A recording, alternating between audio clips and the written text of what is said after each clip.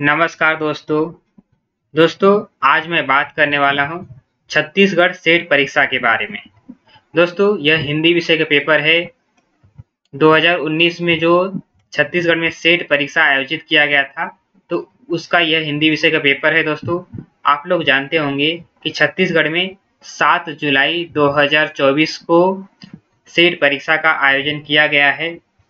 तो इसलिए दोस्तों हम लेकर आए हैं प्रीवियस ईयर के क्वेश्चन पेपर। दोस्तों इस वीडियो में हम प्रश्नों के स्पष्टीकरण के साथ उत्तर देखेंगे। दोस्तों यह वीडियो न केवल छत्तीसगढ़ बल्कि यूजीसी नेट और जितने भी राज्यों में हिंदी विषय से सेट के परीक्षा आयोजित किए जाते हैं उन सभी के लिए यह वीडियो उपयोगी होगा, क्योंकि दोस्तों आप लोग जानते हैं कि यूजीसी नेट और सभी राज्यों के जो सेट के पाठ्यक्रम हैं वह समान रूप से रखा गया है। इसलिए जो प्रश्न छत्तीसगढ़ सेट में पूछे गए हैं वह प्रश्न हो सकता है कि यूजीसी नेट और अन्य राज्यों के सेट परीक्षा में भी पूछे जा सकते। इसलिए यह वीडियो सभी के लिए समान रूप से उपयोगी होगा। दोस्तों आइए शुरू करते हैं। उससे पहले अगर आप हमारे चैनल पे नए हैं तो हमारे चैनल को सब्सक्राइब कर लीजिए, ताकि जब हम नया वीडियो बनाएं तो उसका नोटिफिकेशन आपको प्राप्त हो सके। दोस्तों पहला जो प्रश्न पूछा गया था, निम्नलिखित रचनाओं को उनके रचनाकारों के साथ सुमेलित कीजिए। तो यहाँ पर दोस्तों पाश्चात्य काव्य शास्त्र के कुछ ग्रंथ दिए गए थे और उनके लेखक का यहाँ पर परिचय दिया गया था। आपको आपस में मिलान करना था। दोस्तों जो पहली रचना थी ऑफ ग्रामाटोलॉजी, तो ऑफ ग्रामाटोलॉजी यह रचना दोस्तों जाक देरिदा के द्वारा लिखी गई है। दोस्तों जाक देरिदा जो है वह विखंडनवाद के प्रवर्तक माने जाते हैं और इन्होंने ऑफ ग्रामाटोलॉजी लिखी है। दोस्तों यह जो रचना है यह 1967 में लिखा गया था। यह आपको याद रखना है, क्योंकि दोस्तों बहुत बार यूजीसी नेट और सेट के पेपर में दोस्तों कुछ रचनाएं आपको दे दिए जाते हैं और आपको कालक्रम से लगाना होता है।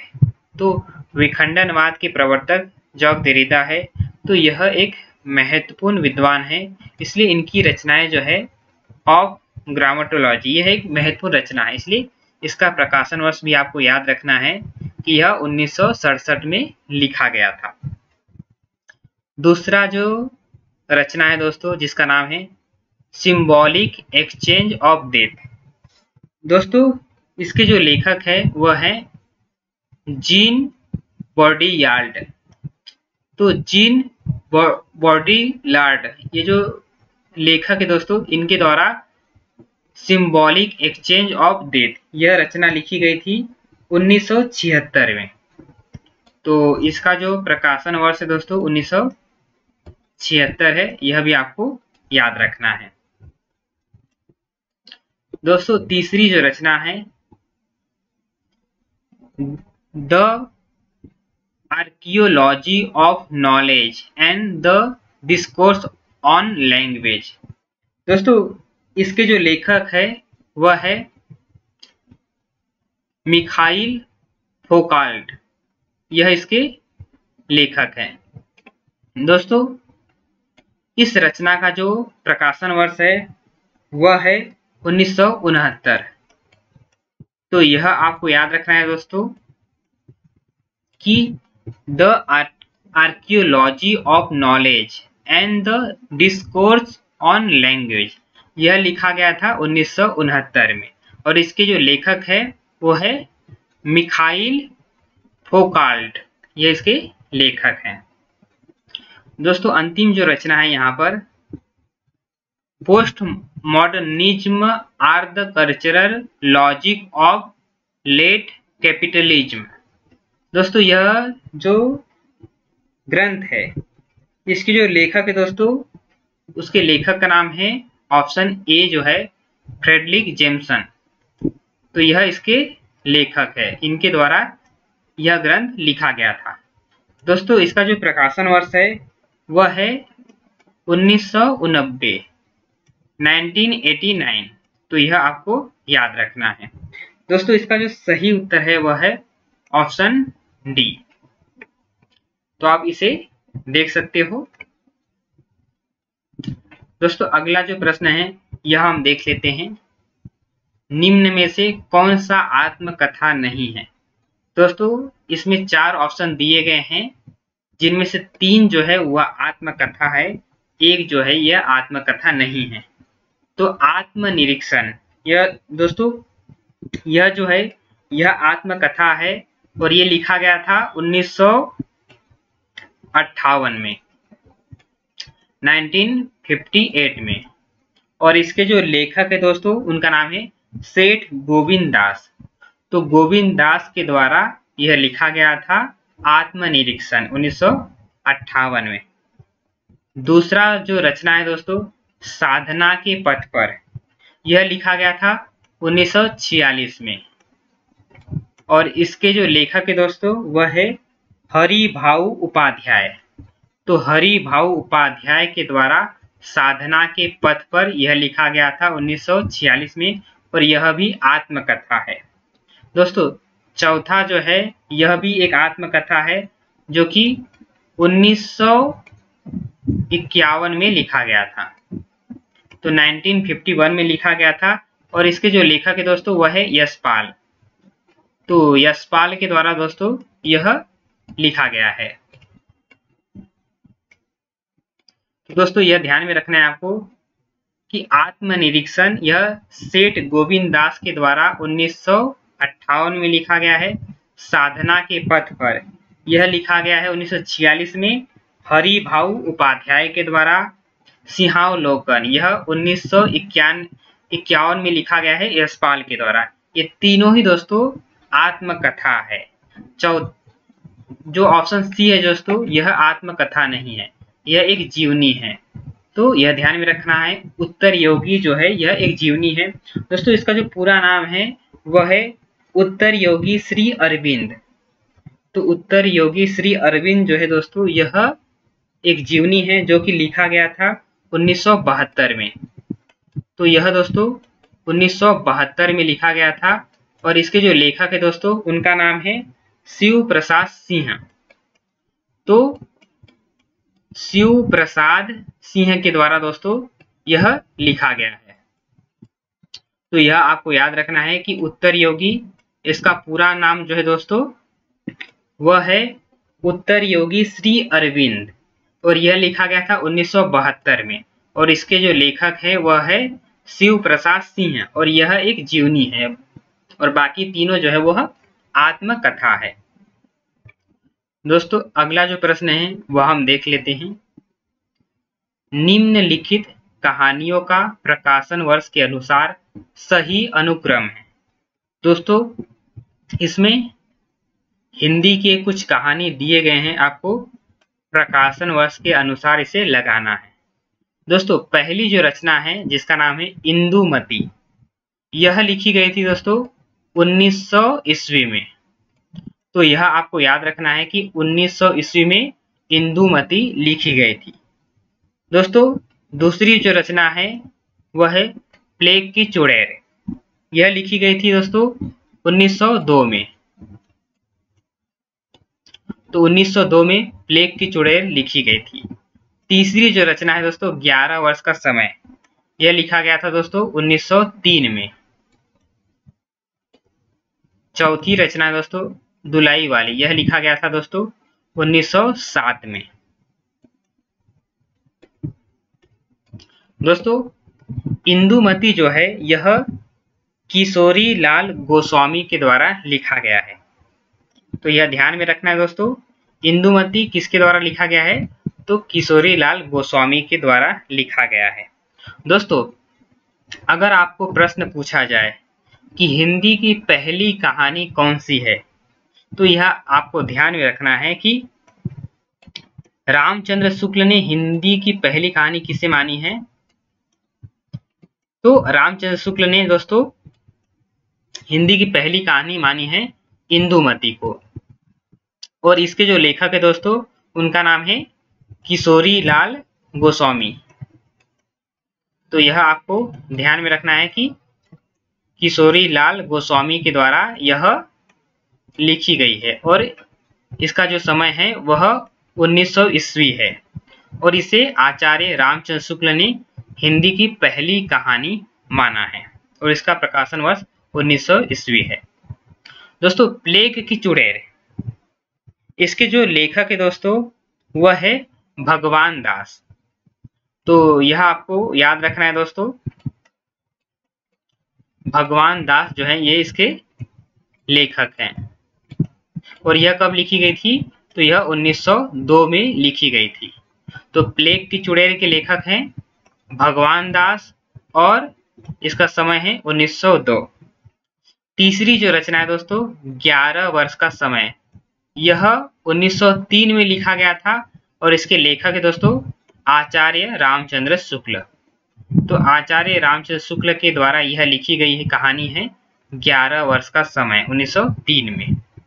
दोस्तों अंतिम जो कहानी है दुलाई वाली, यह आपके पाठ्यक्रम का भी हिस्सा है और यह 1907 में लिखा गया था और इसकी जो लेखिका है दोस्तों उसे हम कहते हैं बंग महिला।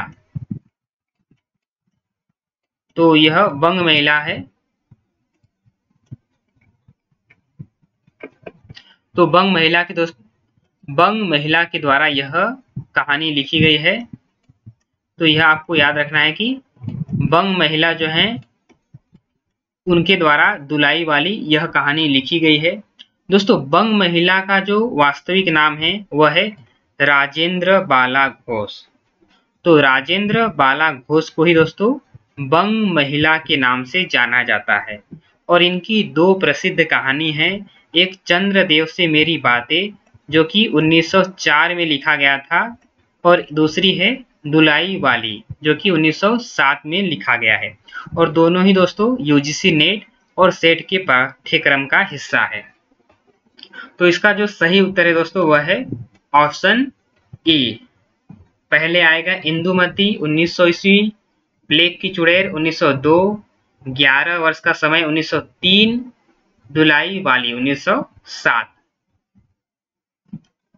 दोस्तों अगला जो प्रश्न है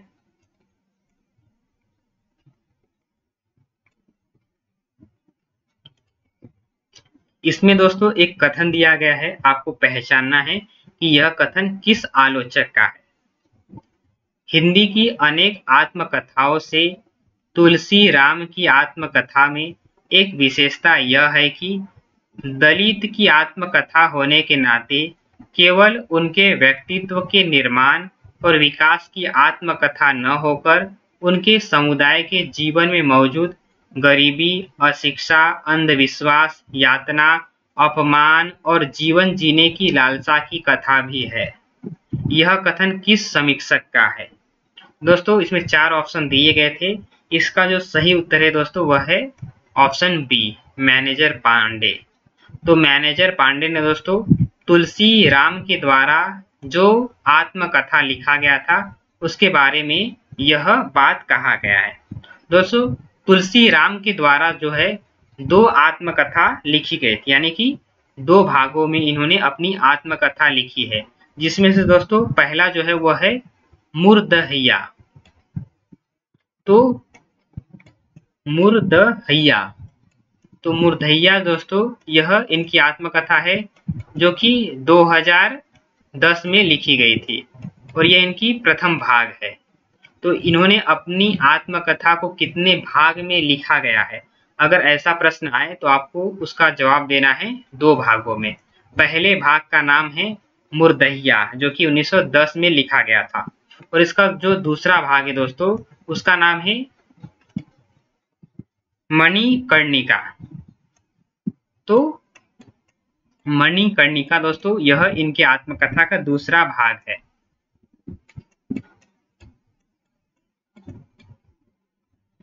तो मणिकर्णिका दोस्तों यह इनकी आत्मकथा का दूसरा भाग है और यह दोस्तों 2013 में लिखा गया था। तो दोस्तों यह आपको याद रखना है कि तुलसी राम ने अपनी आत्मकथा 2 भागों में लिखी है।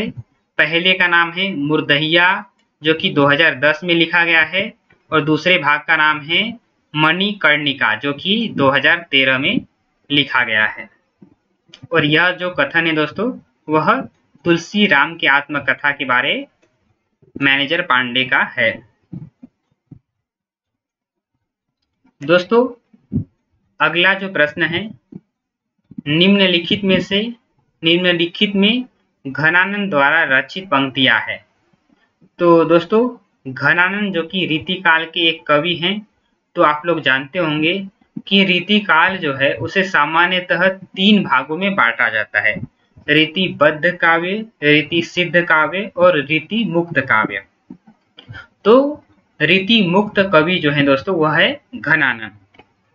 तो रीतिबद्ध, रीति मुक्त और रीतिबद्ध क्या है दोस्तों, तो इसके बारे में दोस्तों मैं आगे चर्चा करूंगा, क्योंकि उससे संदर्भित भी एक प्रश्न पूछा गया है। अभी हमें केवल यह जान लेना है कि घनानंद ने इनमें से किस पंक्ति को लिखा है। दोस्तों मैं सीधा आपको जो सही उत्तर है वह बता देता हूं, क्योंकि वीडियो जो है वो काफी लंबा बनेगा अगर मैं सभी ऑप्शन को पढ़ूंगा। दोस्तों बी जो है, अंक भरो चकी चौकी परो, कनहुक लहो छिनही में मनाओ, यह जो पंक्ति है यह घनानंद के द्वारा लिखी गई है। इसके अलावा दोस्तों ऑप्शन डी, जेव इन आखिन बसी अनोखी अधानी कहू नहीं आन तिहारियो, यह पंक्ति भी घनानंद के द्वारा लिखी गई है। और अंतिम जो पंक्ति है दोस्तों ऑप्शन ई, बुद्धि और सुधि नैननी बेननी में करी बास निरंतर अंतर गो, यह पंक्ति भी घनानंद के द्वारा लिखी गई है। दोस्तों घनानंद के बारे में कुछ महत्वपूर्ण जो तथ्य हैं वो मैं आपको बता देता हूं। तो घनानंद जो है दोस्तों रीति मुक्त कवि हैं। तो अगर आपको प्रश्न पूछा जाए कि घनानंद किस प्रकार के कवि हैं, तो यह रीति मुक्त कवि हैं। और इनका जो जन्म है दोस्तों वह 1689 में 1689 ईस्वी में हुआ है। और कहां पर हुआ है दोस्तों, तो बुलंदशहर में। और दोस्तों घनानंद जो है वो निम्बार्क संप्रदाय में दीक्षित हुए थे। दोस्तों इसके ऊपर भी कई बार यूजीसी नेट और सेट के एग्जाम में प्रश्न पूछा गया है कि घनानंद का संबंध जो है वो किस संप्रदाय से है। तो यह आपको ध्यान में रखना है कि निम्बार्काचार्य का जो निम्बार्क संप्रदाय है, तो निम्बार्क संप्रदाय में घनानंद जो है वो दीक्षित हुए थे। दोस्तों घनानंद जो है वह मोहम्मद शाह रंगीले के दरबार में एक कवि के रूप में, एक मीर मुंशी के रूप में मौजूद थे। तो इसके ऊपर भी दोस्तों प्रश्न पूछे जा सकते हैं कि घनानंद के आश्रयदाता कौन थे। तो घनानंद के आश्रयदाता जो है दोस्तों वह है मोहम्मद शाह रंगीले। तो मोहम्मद शाह रंगीले के दरबार में ये थे। और दोस्तों ऐसा कहा जाता है कि घनानंद जो है दोस्तों वह काफी अच्छा गाते थे।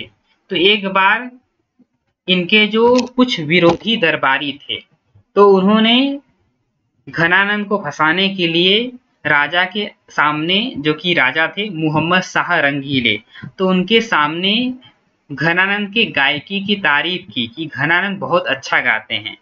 तो मोहम्मद शाह रंगीले ने घनानंद को गाने के लिए कहा, परंतु उन्होंने आनाकानी किया। तो दरबारियों ने कहा दोस्तों कि यह इनकी जो प्रेमिका है केवल उसके सामने गाएंगे। तो उनकी प्रेमिका का नाम था दोस्तों सुजान। तो सुजान को बुलाया गया और इन्होंने सुजान की तरफ मुंह और मोहम्मद शाह रंगीले जो कि बादशाह थे उनकी ओर दोस्तों पीठ करके गाना गाया। तो गाना से दोस्तों मोहम्मद शाह जो है वो काफी प्रसन्न हुए, परंतु उन्होंने यह माना कि भाई मेरे द्वारा कहे जाने पर इन्होंने नहीं गाया, परंतु एक नर्तकी के कहे जाने पर उन्होंने गाया, वो भी मेरे तरफ पीठ कह के। तो इससे मोहम्मद शाह को अपना अपमान महसूस हुआ और इसीलिए दोस्तों उन्होंने घनानंद को राज्य से निकाल दिया। परंतु घनानंद जाते समय अपनी जो प्रेमिका थी सुजान, उसको भी उन्होंने साथ में जाने के लिए कहा, परंतु वह जाने से मना कर दिया और वह वहां से इतने रुष्ट हुए वो कि एक प्रकार से उन्हें इस प्रकार से जो संसार है वह सब मोह माया प्रतीत होने लगा और वह वहां से जाके निम्बार्क संप्रदाय में दीक्षित हो गए।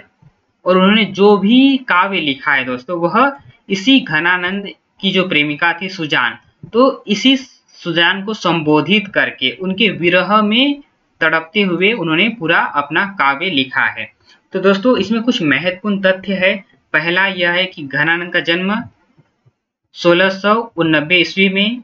यह किस संप्रदाय में दीक्षित हुए? तो निम्बार्क संप्रदाय में। यह किसके आश्रय में थे? तो मोहम्मद शाह रंगीले के। इनकी प्रेमिका का नाम क्या था? तो सुजान। दोस्तों इनके कुछ ग्रंथ भी हैं, मैं लिख नहीं पाऊंगा परंतु मैं मौखिक रूप से उसे बता देता हूं। तो इनके दोस्तों कुछ ग्रंथ है जिसका नाम है इक्सलता, इक्सलता, विरह लीला, वियोग बेली, सुजान सार, कृपा कंद, यमुना यश, रस केली वल्ली, कोक सार। तो यह इनके कुछ महत्वपूर्ण ग्रंथ है जिसमें दोस्तों कम से कम आपको इक्सलता और विरह लीला यह कम से कम याद करके रखना है। बाकी भी याद रखना है पर कम से कम इन दोनों को तो आपको याद होना ही चाहिए क्योंकि इसके ऊपर आपको प्रश्न पूछे जाने की ज्यादा संभावना है। इक्सलता और विरह लीला, तो इसके ऊपर दोस्तों एग्जाम में कई बार प्रश्न पूछे गए हैं।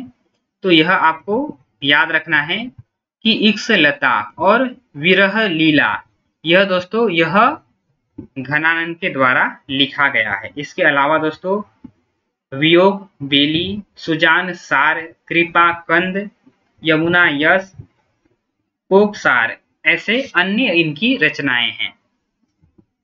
तो इसका जो सही उत्तर है दोस्तों वह है ऑप्शन बी। तो ऑप्शन बी इसका सही उत्तर है।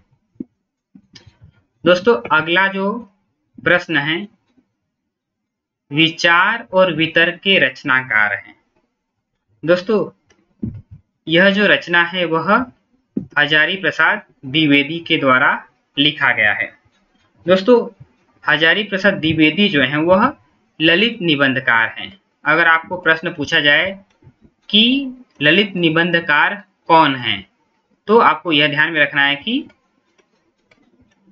हजारी प्रसाद द्विवेदी जो है वह दोस्तों एक ललित निबंधकार माने गए हैं। दोस्तों आपको इस तरह से प्रश्न पूछे जा सकते हैं कि इनमें से कौन ललित निबंधकार नहीं है, जिसमें दोस्तों आपको 4 ऑप्शन दिए जाएंगे जिसमें से 3 ऑप्शन दोस्तों ललित निबंधकार के दिए जाएंगे और 1 ऑप्शन किसी और निबंधकार के दे दिए जाएंगे। तो यह आपको ध्यान में रखना है कि हजारी प्रसाद द्विवेदी जो है वह ललित निबंधकार है। इसके अलावा दोस्तों विद्यानिवास मिश्र भी एक ललित निबंधकार है। कुबेर नाथ राय यह भी एक ललित निबंधकार है।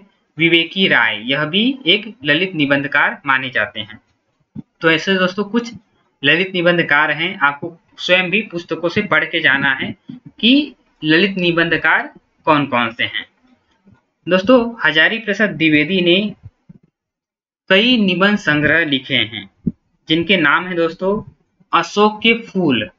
तो अशोक का फूल दोस्तों यह लिखा गया था 1948 में। तो यह आपको याद रखना है कि अशोक का फूल 1948 में लिखा गया था। फिर कल्पलता, कल्पलता दोस्तों 1951 में लिखा गया था। मध्यकालीन धर्म साधना यह 1952 में लिखा गया था। तो मध्यकालीन धर्म साधना यह 1952 में लिखा गया है। फिर विचार प्रवाह यह 1959 में लिखा गया था। कूटज, कूटज दोस्तों यह 1964 में लिखा गया था। फिर साहित्य सहचर 1965 में लिखा गया है और आलोक पर्व यह 1972 में लिखा गया है। दोस्तों हजारी प्रसाद द्विवेदी के जो निबंध है वह आपको पढ़ के जाना है क्योंकि इनके ऊपर दोस्तों प्रश्न पूछे जाने की बहुत अधिक संभावना है।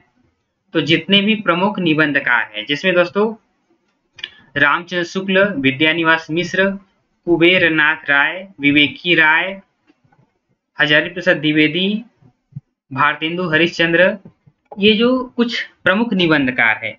तो इनके दोस्तों जो निबंध है वह पढ़ के आपको जाना है। जैसे कि रामचंद्र शुक्ल ने चिंतामणि नाम से निबंध लिखा है। तो चिंतामणि दोस्तों इसके 4 भाग हैं। 4 भाग कौन है दोस्तों, इसकी चर्चा मैं बाद में करूंगा, परंतु यह आपको याद रखना है कि चिंतामणि भाग 1 जो है उसका जो संपादक है वह स्वयं रामचंद्र शुक्ल है और 3 के संपादक दोस्तों रामचंद्र शुक्ल नहीं है। तो पहली जो भाग है दोस्तों उसका जो प्रकाशन वर्ष है वह 1939 है, यह आपको याद रखना है। और आपके पाठ्यक्रम में दोस्तों एक निबंध है जिसका नाम है कविता क्या है। अगर पूछा जाए कि कविता क्या है, यह निबंध रामचंद्र शुक्ल के किस भाग में संकलित है, तो आपको 4 ऑप्शन दिए जा सकते हैं। चिंतामणि भाग 1, चिंतामणि भाग 2, चिंतामणि भाग 3 और चिंतामणि भाग 4। तो यह आपको याद रखना है कि चिंतामणि भाग 1 में कविता क्या है यह निबंध संकलित है। इसका प्रकाशन वर्ष 1939 है। दोस्तों अगला जो प्रश्न है, सर्वप्रथम किस कवि ने खड़ी बोली को काव्य की भाषा बनाया? तो दोस्तों इसका जो सही उत्तर है वह है ऑप्शन डी, अमीर खुसरो। दोस्तों अमीर खुसरो जो है वो हिंदी साहित्य के आदिकाल के कवि माने जाते हैं और इनका जो समय है दोस्तों वह है 1253। तो कहीं कहीं पर दोस्तों इनका समय जो है 1253, 1254 और 1255 मिलेगा, परंतु 1253 जो है यह इनका प्रामाणिक जन्म माना जाता है। तो अधिकांशतः विद्वान जो है इनका जो समय है वह 1253 ईस्वी मानते हैं। दोस्तों अमीर खुसरो का जो मूल नाम था वह था अबुल हसन। तो अगर आपको प्रश्न पूछा जाए कि अमीर खुसरो का जो मूल नाम या वास्तविक नाम क्या है, तो अबुल हसन। और दोस्तों इनके गुरु का नाम था निजामुद्दीन औलिया। तो निजामुद्दीन औलिया यह इनके गुरु का नाम था। यह भी दोस्तों याद रखना है क्योंकि इसके ऊपर भी एग्जाम में प्रश्न पूछे जा सकते हैं कि अमीर खुसरो के गुरु का नाम क्या था। तो अमीर खुसरो के गुरु का नाम था निजामुद्दीन औलिया। दोस्तों निजामुद्दीन औलिया जो थे यह अमीर खुसरो के गुरु हैं और जब इनकी मृत्यु हुई यानी कि निजामुद्दीन औलिया की मृत्यु हुई तो इन्होंने यानी कि अमीर खुसरो ने अपने गुरु के ऊपर एक दोहा कहा था। यह दोहा भी काफी महत्वपूर्ण है क्योंकि यह एग्जाम में कई बार पूछे जाते हैं। वह दोहा दोस्तों इस प्रकार है कि गोरी सोवे सेज पर, मुख पर डाले केस, चल खुसरो घर आपने, रैन भई चहु देश। तो अगर आपको यह दोहा पूछा जाए कि यह दोहा किसकी मृत्यु पर अमीर खुसरो ने लिखा था, तो उसका उत्तर होगा दोस्तों अपने गुरु निजामुद्दीन औलिया। निजामुद्दीन औलिया की मृत्यु पर इन्होंने यह दोहा लिखा था कि भी गोरी सोवे सेज पर, मुख पर डाले केस, चर खुसरो घर आपने, रैन भई चहु देश। तो यह आपको ध्यान में रखना है। दोस्तों अमीर खुसरो को खड़ी बोली हिंदी का प्रथम कवि भी माना जाता है यानी कि आदि कवि। तो अगर आपको पूछा जाए कि खड़ी बोली हिंदी के आदि कवि कौन है, तो उसका उत्तर भी होगा अमीर खुसरो। और अमीर खुसरो ने दोस्तों पहेलियां, मुकरियां, गजल, दो सकूने ऐसी कई रचनाएं लिखी और इनकी दोस्तों एक रचना है जो कि काफी प्रसिद्ध है जिसका नाम है खालिक बारी। तो खालिक बारी दोस्तों यह इनकी प्रसिद्ध रचना है। तो यह आपको ध्यान में रखना है कि अगर आपको प्रश्न पूछा जाए कि खालिक बारी यह किसकी रचना है, तो उसके लेखक हैं, कवि हैं अमीर खुसरो। दोस्तों अगला जो है प्रश्न हम देख लेते हैं।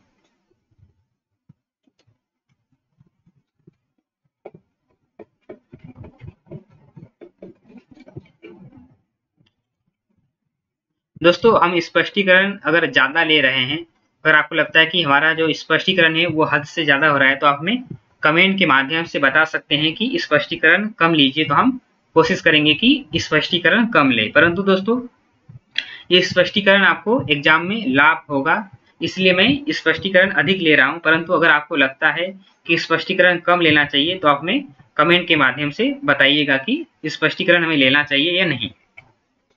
दोस्तों अगला जो प्रश्न है, समष्टि में भी व्यष्टि रहती है, व्यक्तियों से ही जाति बनती है, यह संवाद किसके मध्य का है? दोस्तों इसका जो सही उत्तर है वह है ऑप्शन सी, देवसेना और जयमाला। यानी कि देवसेना और जयमाला के बीच में जो आपसी संवाद होते हैं, तो उसमें देवसेना जो है वह जयमाला को संबोधित करते हुए यह कथन कहती है। दोस्तों यह जो कथन है वह जयशंकर प्रसाद के द्वारा लिखा गया नाटक स्कंदगुप्त से लिया गया है। तो यह आपको ध्यान में रखना है कि यह नाटक जो है स्कंदगुप्त, यह जयशंकर प्रसाद के द्वारा लिखा गया है। दोस्तों जयशंकर प्रसाद का जो स्कंदगुप्त नाटक है यह कब लिखा गया था? तो 1928 में यह नाटक लिखा गया था। और इसके जो पात्र हैं दोस्तों, महिला पात्रों में अगर बात करिए तो स्त्री पात्रों में दोस्तों इसके जो पात्र हैं यहाँ पर दिए गए हैं, देवकी, विजया, देवसेना, जयमाला और रामा। तो यह इसके स्त्री पात्र हैं। अगर दोस्तों पुरुष पात्रों की बात करें तो स्कंदगुप्त जिसके नायक हैं और उन्हीं नायक के नाम पे यह नाटक रखा गया है। तो पहले जो पात्र हुए स्कंदगुप्त, इसके अलावा दोस्तों पृथ्वीसेन। तो पृथ्वीसेन जो है दोस्तों यह इसके पुरुष पात्रों में एक इसके कैरेक्टर हैं। तो यह आपको याद रखना है कि स्कंदगुप्त नाटक के पात्र हैं पुरुष पात्रों में पृथ्वीसेन, स्कंदगुप्त, फिर बंधु वर्मा। तो बंधु वर्मा भी दोस्तों यह इसके एक पात्र हैं। इसके अलावा दोस्तों कुमार गुप्त भी हैं, महादंडनायक और भट्टार, ऐसे कुछ पात्र हैं। तो यह आपको ध्यान में रखना है दोस्तों कि पृथ्वीसेन, बंधु वर्मा, स्कंदगुप्त, कुमार गुप्त, भट्टार और महादंडनायक यह इसके प्रमुख पात्र हैं। और स्त्री पात्रों में दोस्तों देवकी, विजया, देवसेना, जयमाला और रामा यह इसके प्रमुख पात्र हैं। तो अगला जो प्रश्न है दोस्तों वह हम देख लेते हैं।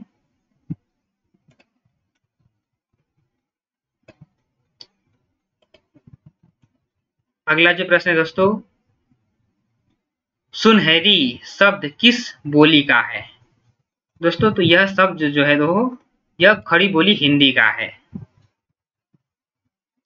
दोस्तों खड़ी बोली हिंदी जो है यह पश्चिमी हिंदी के अंतर्गत आती है। तो यह आपको ध्यान में रखना है दोस्तों कि हिंदी की जो बोलियां हैं उसे मुख्य रूप से 5 भागों में बांटा गया है। एक है पश्चिमी हिंदी। पश्चिमी हिंदी में दोस्तों 5 बोलियां आती हैं। कौन कौन सी? एक है खड़ी बोली, दूसरी है हरियाणवी, हरियाणवी को दोस्तों बांगरू भी कहा जाता है, फिर ब्रजभाषा, बुंदेली और कनौजी। तो यह 5 जो बोलियां हैं यह पश्चिमी हिंदी के अंतर्गत आता है। तो आपको यह याद रखना है कि हिंदी की जो बोलियां हैं उन्हें 5 भागों में बांटा गया है क्षेत्र के आधार पे, जैसे पश्चिमी हिंदी, पूर्वी हिंदी, बिहारी हिंदी, राजस्थानी हिंदी और पहाड़ी हिंदी। तो इस 5 भागों में बांटा गया है। और ये जो पश्चिमी हिंदी है, पश्चिमी हिंदी में 5 बोलियां आती हैं। एक है कनौजी और फिर 4 यहाँ पर दिए गए हैं, बुंदेली, ब्रजभाषा, हरियाणवी और खड़ी बोली। तो इसका सही उत्तर है ऑप्शन ए। दोस्तों अगला जो प्रश्न है, श्रद्धा, भक्ति और प्रेम आध्यात्मिक चिंतन की विभिन्न दशाएं हैं। तो यह स्थापना दिया गया है। तो दोस्तों श्रद्धा, भक्ति और प्रेम आध्यात्मिक चिंतन की विभिन्न दशाएं हैं। तो यह दोस्तों स्थापना जो है वह सही है। और तर्क क्या दिया गया है? क्योंकि श्रद्धा, भक्ति और प्रेम के बिना आध्यात्मिक चिंतन संभव नहीं है। तो यह तर्क भी दोस्तों सही है, यानी कि स्थापना और तर्क हमारा दोनों सही है। तो ऑप्शन सी जो है यह सही उत्तर है। दोस्तों अगला जो प्रश्न है, किसी में प्रतिभा होने पर ही वह श्रेष्ठ काव्य या रचना रच सकता है, किस आचार्य का कथन है? तो दोस्तों यह जो कथन है वह ऑप्शन ए आचार्य आनंदवर्धन के द्वारा कहा गया है। दोस्तों हिंदी में जो काव्य के हेतु हैं, तो काव्य के 3 हेतु माने गए हैं। पहला है प्रतिभा, दूसरा है व्युत्पत्ति और तीसरा है दोस्तों अभ्यास। तो यह आपको याद रखना है कि काव्य के कितने हेतु माने गए हैं। तो काव्य के 3 हेतु माने गए हैं। पहला है प्रतिभा, फिर व्युत्पत्ति, फिर तीसरा है अभ्यास। दोस्तों काव्य हेतु से तात्पर्य यह है कि कवि जो कविता लिखता है, तो कविता लिखने के लिए किन किन कारणों की आवश्यकता होती है, उसे ही कहा जाता है काव्य के हेतु। यानी कि कवि के अंदर क्या क्या चीजें होनी चाहिए कविता लिखने के लिए। तो सबसे पहले दोस्तों कवि के अंदर प्रतिभा होनी चाहिए। तो कुछ विद्वानों का मानना है कि यह जो प्रतिभा है, जिसे टैलेंट कहते हैं, तो यह प्रतिभा दोस्तों कवि में जन्मजात होती है। यानी कि एक कवि, अच्छा कवि जो होता है, उसमें प्रतिभा जो होती है, काव्य लेखन की प्रतिभा जो होती है, वो जन्म के साथ ही उसे प्राप्त होती है। और कुछ लोगों का ऐसा मानना है कि यह प्रतिभा अगर कवि में नहीं भी है, तो वह प्रैक्टिस करके उस प्रतिभा को अर्जित कर सकता है। तो यह बात को लेकर विद्वानों में मतभेद है, परंतु यह आपको याद रखना है कि काव्य लिखने के लिए कवि के अंदर प्रतिभा होनी चाहिए। फिर दूसरा है दोस्तों व्युत्पत्ति। व्युत्पत्ति से दोस्तों तात्पर्य है कि ज्ञान, यानी कि कवि के अंदर प्रतिभा है पर उसके पास ज्ञान नहीं है, तो वह क्या है, कविता लिख नहीं सकता। और यह ज्ञान दोस्तों 2 तरह के होते हैं। एक तो है व्यावहारिक ज्ञान और दूसरा है शास्त्रीय ज्ञान। दोस्तों शास्त्रीय ज्ञान यानी कि जैसे कि रस, अलंकार, छंद, इसका ज्ञान अगर कवि के पास नहीं है तो वह कविता कैसे लिखेगा। यानी कि जो शास्त्रीय पुस्तकों का ज्ञान है वह कवि के अंदर होना चाहिए, तभी वह क्या है, कविता लिख सकता है। तो यह शास्त्रीय ज्ञान जो है वह व्युत्पत्ति के अंतर्गत आता है। दूसरी बात दोस्तों कि व्यावहारिक ज्ञान, यानी कि कोई कवि जो है वो कविता लिख रहा है तो उसे व्यावहारिक ज्ञान का होना भी बहुत जरूरी है। अगर कवि में व्यावहारिक ज्ञान नहीं है तो उसकी कविता जो है दोस्तों कभी कभी हास्यास्पद भी बन सकती है।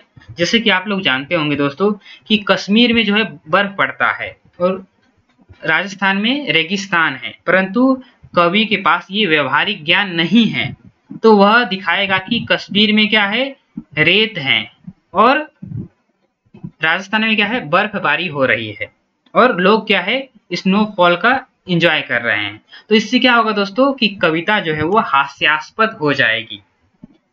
उसी प्रकार दोस्तों ऐसे बहुत से उदाहरण हैं जिसके माध्यम से अगर कवि के पास व्यावहारिक ज्ञान नहीं है तो वह क्या है, कविता जो है उसकी कविता जो है वो एक प्रकार से हंसी मजाक का पात्र वह बन जाएगा। तो इसीलिए कवि के अंतर्गत व्युत्पत्ति यानी कि ज्ञान का होना बहुत जरूरी है। यह ज्ञान होते हैं 2 प्रकार के, एक शास्त्रीय ज्ञान जिसके माध्यम से वह रस, छंद, अलंकार इसका ज्ञान अर्जित करता है और इसका उपयोग कविता के माध्यम से करता है। दूसरा है व्यावहारिक ज्ञान जिसके माध्यम से वह क्या है, लोक नीति को समझता है और उसके अनुसार ही अपनी काव्य का निर्माण करता है। फिर तीसरी जो हेतु है दोस्तों वह है अभ्यास, यानी कि किसी कवि में क्या है, प्रतिभा है और उसके पास ज्ञान भी है, परंतु अगर वह प्रैक्टिस नहीं करता है तो वह क्या है, कविता नहीं लिख सकता, यानी कि उसकी कविता क्या है, अच्छी नहीं बन पाएगी। इसलिए दोस्तों एक अच्छी कवि के पास क्या होनी चाहिए, उसे लगातार अभ्यास करते रहना चाहिए। इसलिए दोस्तों कहा जाता है कि करत करत अभ्यास के जड़मती होत सुजान, रसरी आवत जात के सिल पर पड़त निशान। यानी कि लगातार अभ्यास करने के बाद क्या है दोस्तों, जो जड़ बुद्धि होता है, मूर्ख व्यक्ति भी क्या है, ज्ञानी हो सकता है। जिस प्रकार दोस्तों कि पत्थरों पर लगातार रस्सी का जो निशान है, यानी कि रस्सी खींचने से क्या है, पत्थरों के ऊपर भी एक प्रकार से निशान पड़ जाता है। आप लोगों ने देखा होगा कि कुएं में जब रस्सी से पानी निकाला जाता है तो उस पत्थर पे भी क्या है, रस्सी का निशान पड़ जाता है। तो कहने का मतलब यह है दोस्तों कि कवि को क्या है, लगातार प्रयास करते रहना चाहिए, अभ्यास का। लगातार अभ्यास करने से ही उसकी कविता क्या है, अच्छी बनती है। तो यह काव्य के 3 हेतु हैं, प्रतिभा, व्युत्पत्ति, अभ्यास। अगर आपको प्रश्न पूछा जाए कि काव्य के मुख्य हेतु कितने हैं, तो वह 3 हैं। कहीं कहीं पर दोस्तों 4 हेतु मिलेंगे, परंतु ये जो चौथा हेतु है, जिसे समाधि कहते हैं, वह बहुत ही कम विद्वानों ने इसे मान्यता दी है। तो अधिकांशतः विद्वानों ने काव्य के 3 ही हेतु माने हैं, प्रतिभा, व्युत्पत्ति, अभ्यास। तो यह आपको ध्यान में रखना है। तो आनंद वर्धन दोस्तों यह ध्वनि सिद्धांत के प्रवर्तक माने जाते हैं। तो यह भी आपको याद रखना है। तो इसका सही उत्तर है ऑप्शन ए। दोस्तों अगला जो प्रश्न है, अमीय हलाहल मद भरे, श्वेत श्याम रतनार, जियत मरत झुकी झुकी परत, जेहि चितवत इक बार। दोस्तों यह दोहा किसके द्वारा रचा गया है, यह प्रश्न पूछा गया है। तो इसका सही उत्तर है ऑप्शन डी, रसलीन। दोस्तों रसलीन जो है, इनका जो वास्तविक नाम है, मूल नाम है, वह है गुलाम नबी। तो यह आपको ध्यान में रखना है कि गुलाम नबी इनका मुख्य नाम है, वास्तविक नाम है। अगर आपको प्रश्न पूछा जाए कि गुलाम नबी को किस नाम से जाना जाता है, तो गुलाम नबी को रसलीन नाम से जाना जाता है। और अगर आपको प्रश्न पूछा जाए कि रसलीन क्या मुख्य नाम या वास्तविक नाम क्या है, तो इनका वास्तविक नाम क्या है, गुलाम नबी। दोस्तों यह जो है, यह रीतिबद्ध कवि हैं। तो रीतिबद्ध कवि हैं और इनका जो जन्म है दोस्तों, वह अनुमानतः 1689 में माना गया है। तो यह आपको ध्यान में रखना है कि इनका जन्म जो है वो लगभग 1689 ईस्वी में माना गया है और यह एक रीतिबद्ध कवि हैं।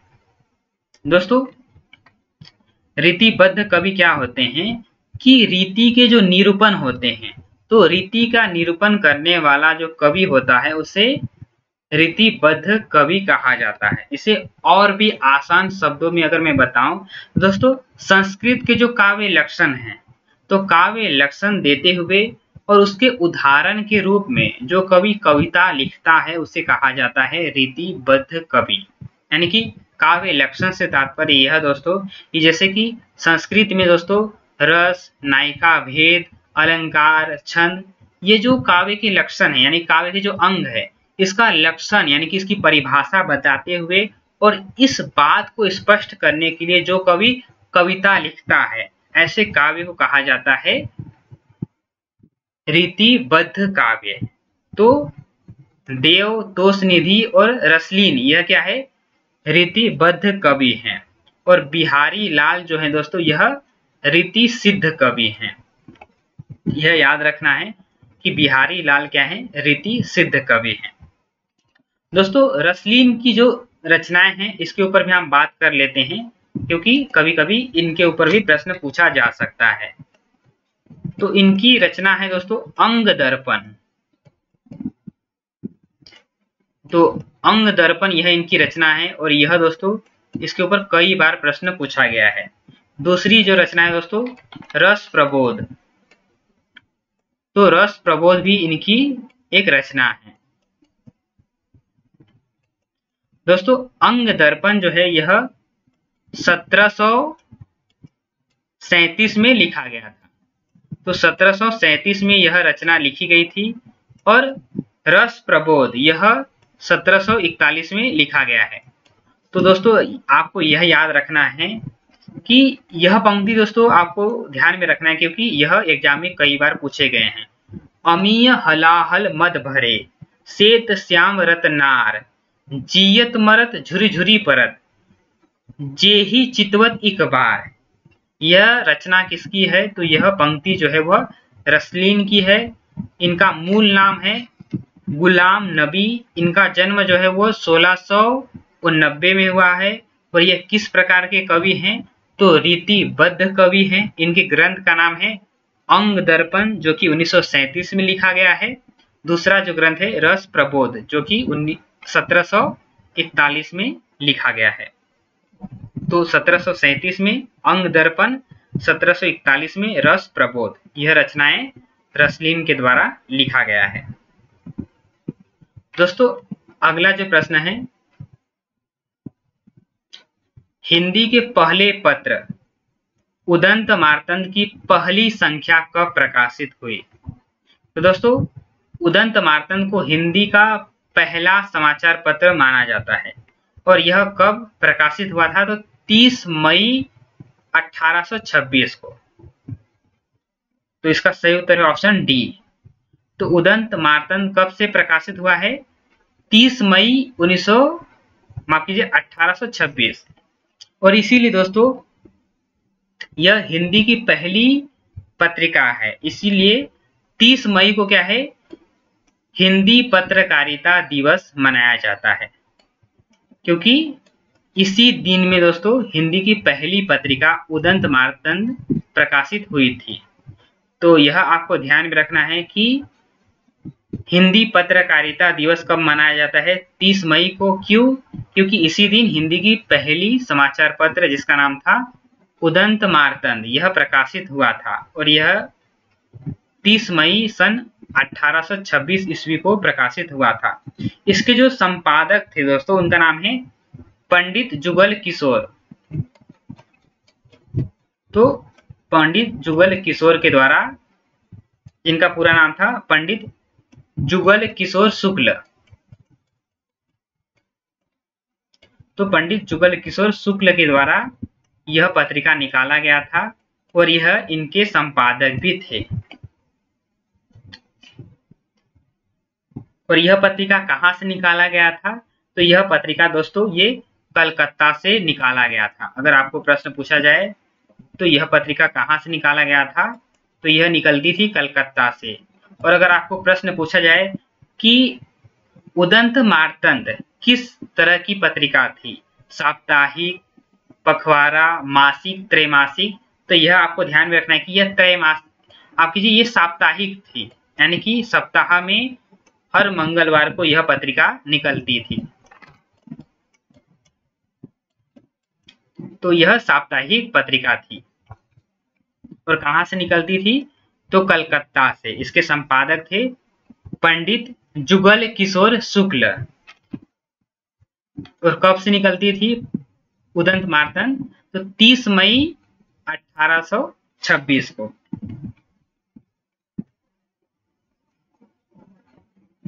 तो अगला प्रश्न है दोस्तों वो हम देख लेते हैं।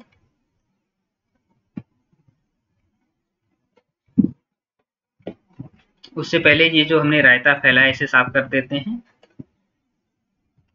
तो अगला जो प्रश्न है दोस्तों, आषाढ़ का एक दिन नाटक में निहित संघर्ष है।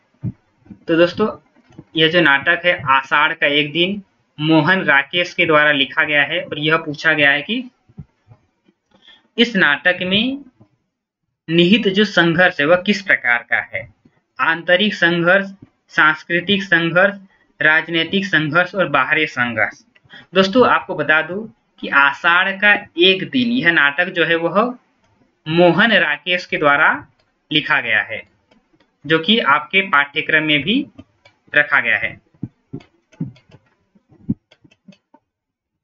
तो मोहन राकेश का यह नाटक है और इसका समय क्या है दोस्तों, तो 1958।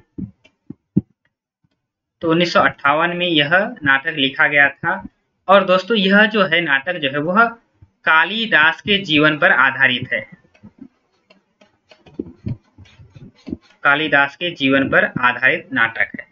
और दोस्तों इसमें जो है कालिदास के जीवन में जो आंतरिक संघर्ष है उसके द्वंद्व को यह नाटक उजागर करता है। तो इसका सही उत्तर होगा ऑप्शन ए, आंतरिक संघर्ष।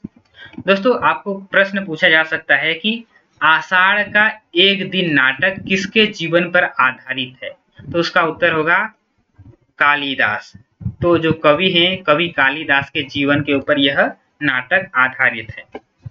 दोस्तों आषाढ़ का एक दिन के लेखक क्या हैं, तो लेखक का नाम है मोहन राकेश और ये कब लिखा गया था, तो 1958। इसके अलावा दोस्तों मोहन राकेश का अन्य नाटक है लहरों के राजहंस। तो लहरों के राजहंस भी क्या है, यह मोहन राकेश का एक नाटक है, राजहंस। तो लहरों के राजहंस यह कब लिखा गया था दोस्तों, तो यह लिखा गया था 1963 में। इसके अलावा दोस्तों आधे अधूरे, यह भी इनका एक नाटक है। तो आधे अधूरे भी इनका एक नाटक है, जो कि कब लिखा गया था, तो यह लिखा गया था 1969 में। तो अगर आपको दोस्तों मोहन राकेश के जो नाटक है इसे कालक्रम से लगाना हो, ऐसे प्रश्न आ जाए, तो यह आपको याद रखना है कि आषाढ़ का एक दिन 1958, फिर लहरों के राजहंस 1963, फिर आधे अधूरे 1969, यह ध्यान में रखना है। तो अगला जो प्रश्न है वह देख लेते हैं दोस्तों हम। उससे पहले ये रायता जो हमने फैलाया है इसे हम समेट लेते हैं। तो अगला जो प्रश्न है दोस्तों, इनकी कहानियों में जीवन के यथार्थ की अपेक्षा प्रेम, त्याग, करुणा और दार्शनिकता की प्रधानता है। तो यह किनकी कहानियों की बात की गई है दोस्तों, तो यह ऑप्शन बी जो है जयशंकर प्रसाद। तो दोस्तों जयशंकर प्रसाद की कहानियों की अगर हम चर्चा करते हैं तो उसमें हम देखते हैं दोस्तों कि जयशंकर प्रसाद की कहानियों में जीवन की यथार्थ जो है उसके अपेक्षा में क्या दिखाई देता है, तो प्रेम दिखाई देता है, त्याग दिखाई देता है, करुणा दिखाई देता है और दार्शनिकता दिखाई देती है। इन सभी बातों की प्रधानता दिखाई देती है, परंतु इनके कहानियों में जीवन की यथार्थ जो है वह बहुत कम दिखाया गया है। तो यह जो विशेषता है यह किसके कहानियों की है, जयशंकर प्रसाद। दोस्तों आपको यह ध्यान में रखना है कि जयशंकर प्रसाद की जो पहली कहानी है उसका नाम क्या है, ग्राम। अगर आपको प्रश्न पूछा जाए कि जयशंकर प्रसाद की पहली कहानी है वो कौन सी है, तो ग्राम, और यह कब लिखी गई थी, तो 1911 में। और जयशंकर प्रसाद की ग्राम जो कहानी है वह सबसे पहले किस पत्रिका में प्रकाशित हुई थी, तो उसका नाम है दोस्तों इंदु। तो इंदु पत्रिका में इनकी यह पहली ग्राम कहानी जो है 1911 में प्रकाशित हुई थी। इसके अलावा दोस्तों जयशंकर प्रसाद ने कई कहानी लिखी हैं, जैसे कि पुरस्कार, आकाशदीप और भी बहुत सी कहानियां हैं। इनके जो कहानी संग्रह है दोस्तों उसके ऊपर अगर हम बात करें तो इनका जो पहला कहानी संग्रह है उसका नाम है छाया। तो अगर आपको प्रश्न पूछा जाए कि जयशंकर प्रसाद का पहला कहानी संग्रह कौन सा है, तो छाया है, और कब लिखा गया था, तो 1912 में यह प्रकाशित हुआ है। तो जयशंकर प्रसाद की पहली कहानी पूछी जाए तो ग्राम है, कब लिखा गया था, तो 1911 में। किस पत्रिका में प्रकाशित हुआ था, तो इंदु पत्रिका में। जयशंकर प्रसाद की जो कहानी संग्रह है, तो पहली कहानी संग्रह है छाया। कब लिखा गया था? तो यह 1912 में प्रकाशित हुआ था। इनकी जो दूसरी कहानी संग्रह है जिसका नाम है प्रतिध्वनि, तो यह आपको ध्यान में रखना है कि जयशंकर प्रसाद के जो पहली कहानी संग्रह छाया, दूसरा है प्रतिध्वनि। और यह कब प्रकाशित हुआ था? तो यह 1926 में प्रकाशित हुआ है, 1926। और इनकी जो तीसरी कहानी संग्रह दोस्तों वह है आकाशदीप। तो आकाशदीप नाम से दोस्तों आपको एक कहानी जो है जयशंकर प्रसाद की आपके पाठ्यक्रम का हिस्सा भी है। तो अगर आपको पूछा जाए कि आकाशदीप कहानी जो है वह कब प्रकाशित हुई थी, तो उसका जो समय है दोस्तों वह 1928 है। कहीं कहीं पर इसका समय आपको 1929 भी मिल जाएगा। और इसके अलावा दोस्तों इनके जो कहानी संग्रह है आंधी, तो आंधी नाम से भी इनका एक कहानी संग्रह प्रकाशित हुआ था। कब प्रकाशित हुआ था? तो 1931 में। तो 1931 में आंधी प्रकाशित हुआ था। और अंतिम जो इनका कहानी संग्रह है उसका नाम है इंद्रजाल। तो इंद्रजाल जो है दोस्तों यह 1936 में प्रकाशित हुआ था। तो आपको दोस्तों ध्यान में रखना है कि जयशंकर प्रसाद का पहला कहानी संग्रह छाया 1912 में प्रकाशित हुआ था। प्रतिध्वनि 1926 में प्रकाशित है। आकाशदीप 1928, कहीं कहीं पर 1929 भी मिलेगा। आंधी 1931 में, इंद्रजाल 1936 में। तो दोस्तों इन रचनाओं को आपको कालक्रम से याद रख लेना है, क्योंकि कभी कभी एग्जाम में रचनाओं को कालक्रम से भी पूछा जा सकता है। तो दोस्तों अगला प्रश्न जो है वो हम देख लेते हैं।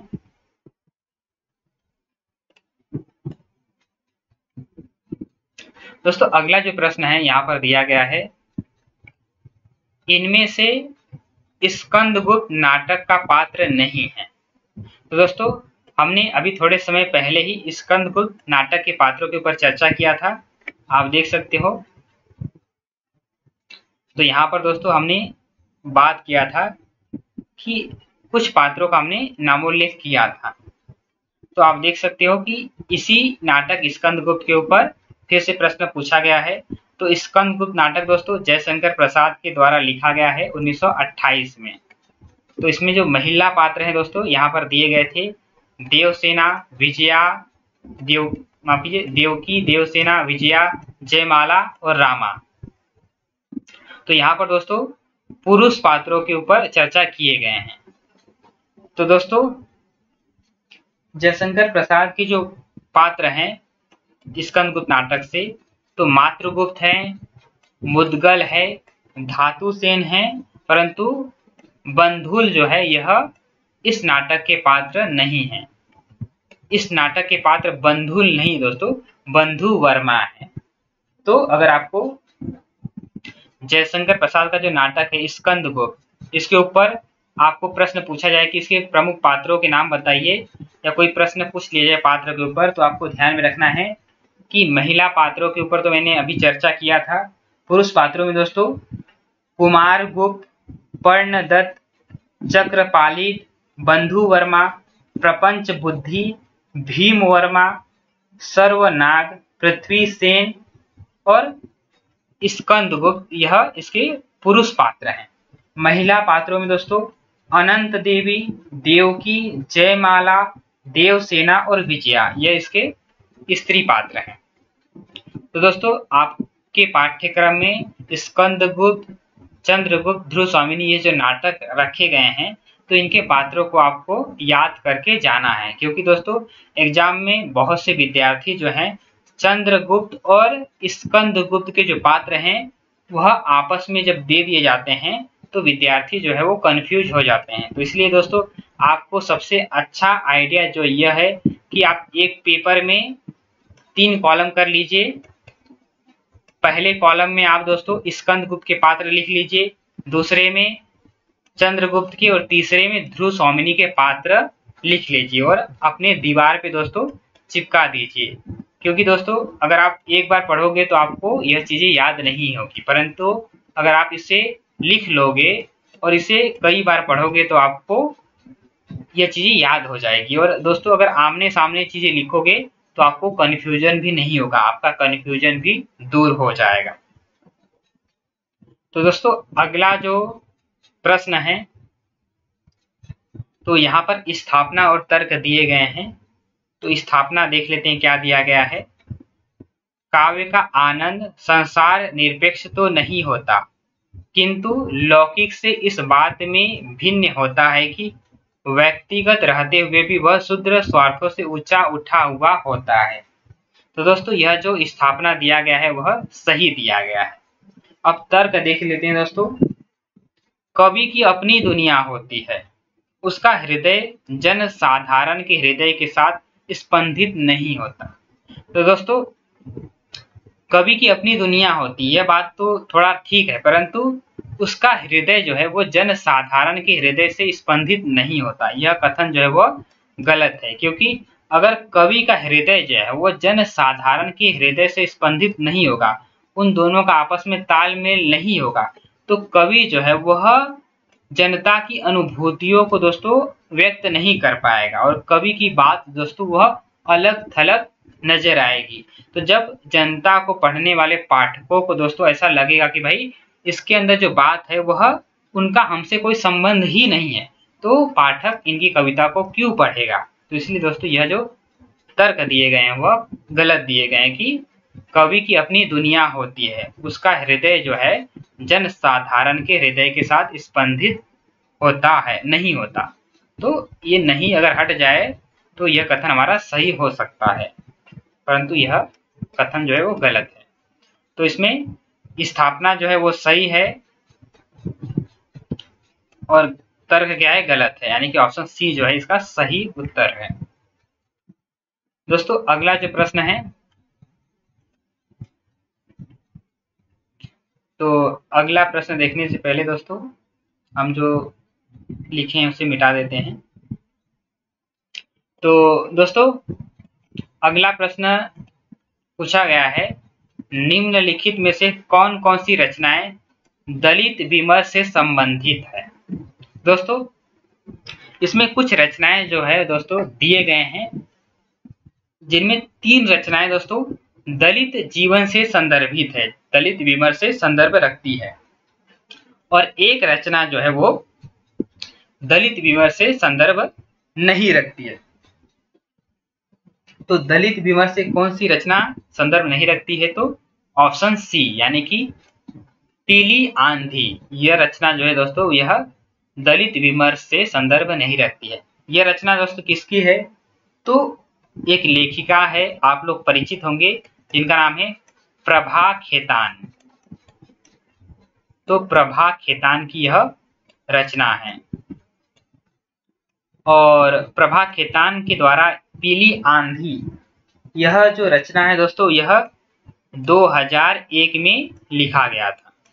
तो यह आपको ध्यान में रखना है, पीली आंधी किसकी रचना है, तो प्रभा खेतान की, और यह कब लिखा गया था, 2001 में। और बाकी जो तीनों रचनाएं दोस्तों वह दलित विमर्श से संदर्भ रखती है, जिसमें से दोस्तों धरती धन न अपना आपके पाठ्यक्रम का हिस्सा है, जो कि 1972 में प्रकाशित हुआ था, और इसके जो लेखक है दोस्तों उनका नाम है जगदीश चंद्र। तो जगदीश चंद्र के द्वारा यह जो है यह उपन्यास लिखा गया है।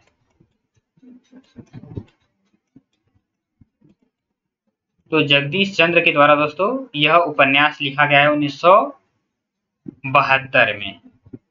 नाच्यो बहुत गोपाल, दोस्तों इसके जो लेखक है उनका नाम है अमृत लाल नागर। तो अमृत लाल नागर के द्वारा दोस्तों यह उपन्यास लिखा गया है। और दोस्तों अमृत लाल नागर का एक उपन्यास जो है, जो कि आपके पाठ्यक्रम का हिस्सा है, उसका नाम क्या है, मानस का हंस। मानस का हंस दोस्तों यह अमृत लाल नागर के द्वारा लिखा गया है, और उसका समय भी क्या है दोस्तों, मानस का हंस भी का समय है 1972। तो नाच्यो बहुत गोपाल यह अमृत लाल नागर के द्वारा लिखा गया है। और कब लिखा गया है दोस्तों? तो इसका समय है 1978, 1978। और नाच्यो बहुत गोपाल यह दलित जीवन से संदर्भ रखने वाला उपन्यास है। दोस्तों तीसरा जो है शिकंजे का दर्द। तो यह दोस्तों यह एक आत्मकथा है। और किसका आत्मकथा है दोस्तों? तो सुशीला टाग भौरे का। तो सुशीला टाग भौरे का यह एक आत्मकथा है। तो यह आपको ध्यान में रखना है कि शिकंजे का दर्द, अगर आपको प्रश्न पूछा जा सकता है दोस्तों कि शिकंजे का दर्द किस विधा की रचना है, तो यह एक आत्मकथा विधा की रचना है जिसकी लेखिका है सुशीला टाग भौरे।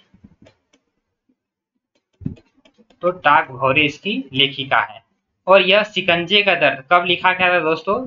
तो 2011 में लिखा गया था। तो दोस्तों धरती धन्य अपना, जिसके लेखक हैं जगदीश चंद्र माथुर, यह एक दलित जीवन के ऊपर आधारित उपन्यास है। और कब लिखा गया था? 1972। और इन्हीं का एक नाटक है, माफ कीजिए इन्हीं का एक उपन्यास है मानस का हंस, जो कि 1972 में लिखा गया था, जो कि आपके पाठ्यक्रम का हिस्सा है। और मानस का हंस दोस्तों तुलसीदास के जीवन पर आधारित रचना है। पीली आंधी जो कि कब लिखा गया था दोस्तों? तो 2001 में लिखा गया था। इसकी लेखिका है प्रभा खेतान। शिकंजे का दर्द यह एक आत्मकथा है और इसकी जो लेखिका है दोस्तों वह है सुशीला टाग भौरे। और कब लिखा गया था? तो 2011 में यह आत्मकथा लिखा गया था। तो इसका सही उत्तर है दोस्तों ए बी और डी, यानी कि ए बी और डी, यानी कि ऑप्शन सी जो है इसका सही उत्तर है। ए बी डी, माफ कीजिए ऑप्शन डी, क्योंकि A B D option D में है। तो अगला जो है प्रश्न दोस्तों हम देख लेते हैं। उससे पहले मैं आपको जानकारी दे दूं कि यह जो प्रश्न है वह इसमें प्रश्न में जो ऑप्शन है एक ऑप्शन गलत दिए जाने के कारण छत्तीसगढ़ सेट परीक्षा से इस प्रश्न को हटा लिया गया था और इसके 2 अंक जो है समान रूप से सभी को दे दिए गए थे। फिर भी दोस्तों हम इन प्रश्नों को देख लेते हैं और इसका जो सही उत्तर है वह मैं आपको बता देता हूं। प्रश्न पूछा गया था निम्नलिखित निबंधों को उनके लेखकों के साथ सुमेलित कीजिए। तो दोस्तों इसमें जो है दोस्तों पहला रचना दिया गया था, निबंध दिया गया था श्रीमान का स्वागत। तो दोस्तों यह जो रचना है वह है बाल मुकुंद गुप्त का। तो मैं आपको यहां पर लिख देता हूं बाल मुकुंद गुप्त। तो बाल मुकुंद गुप्त के द्वारा यह रचना लिखा गया था,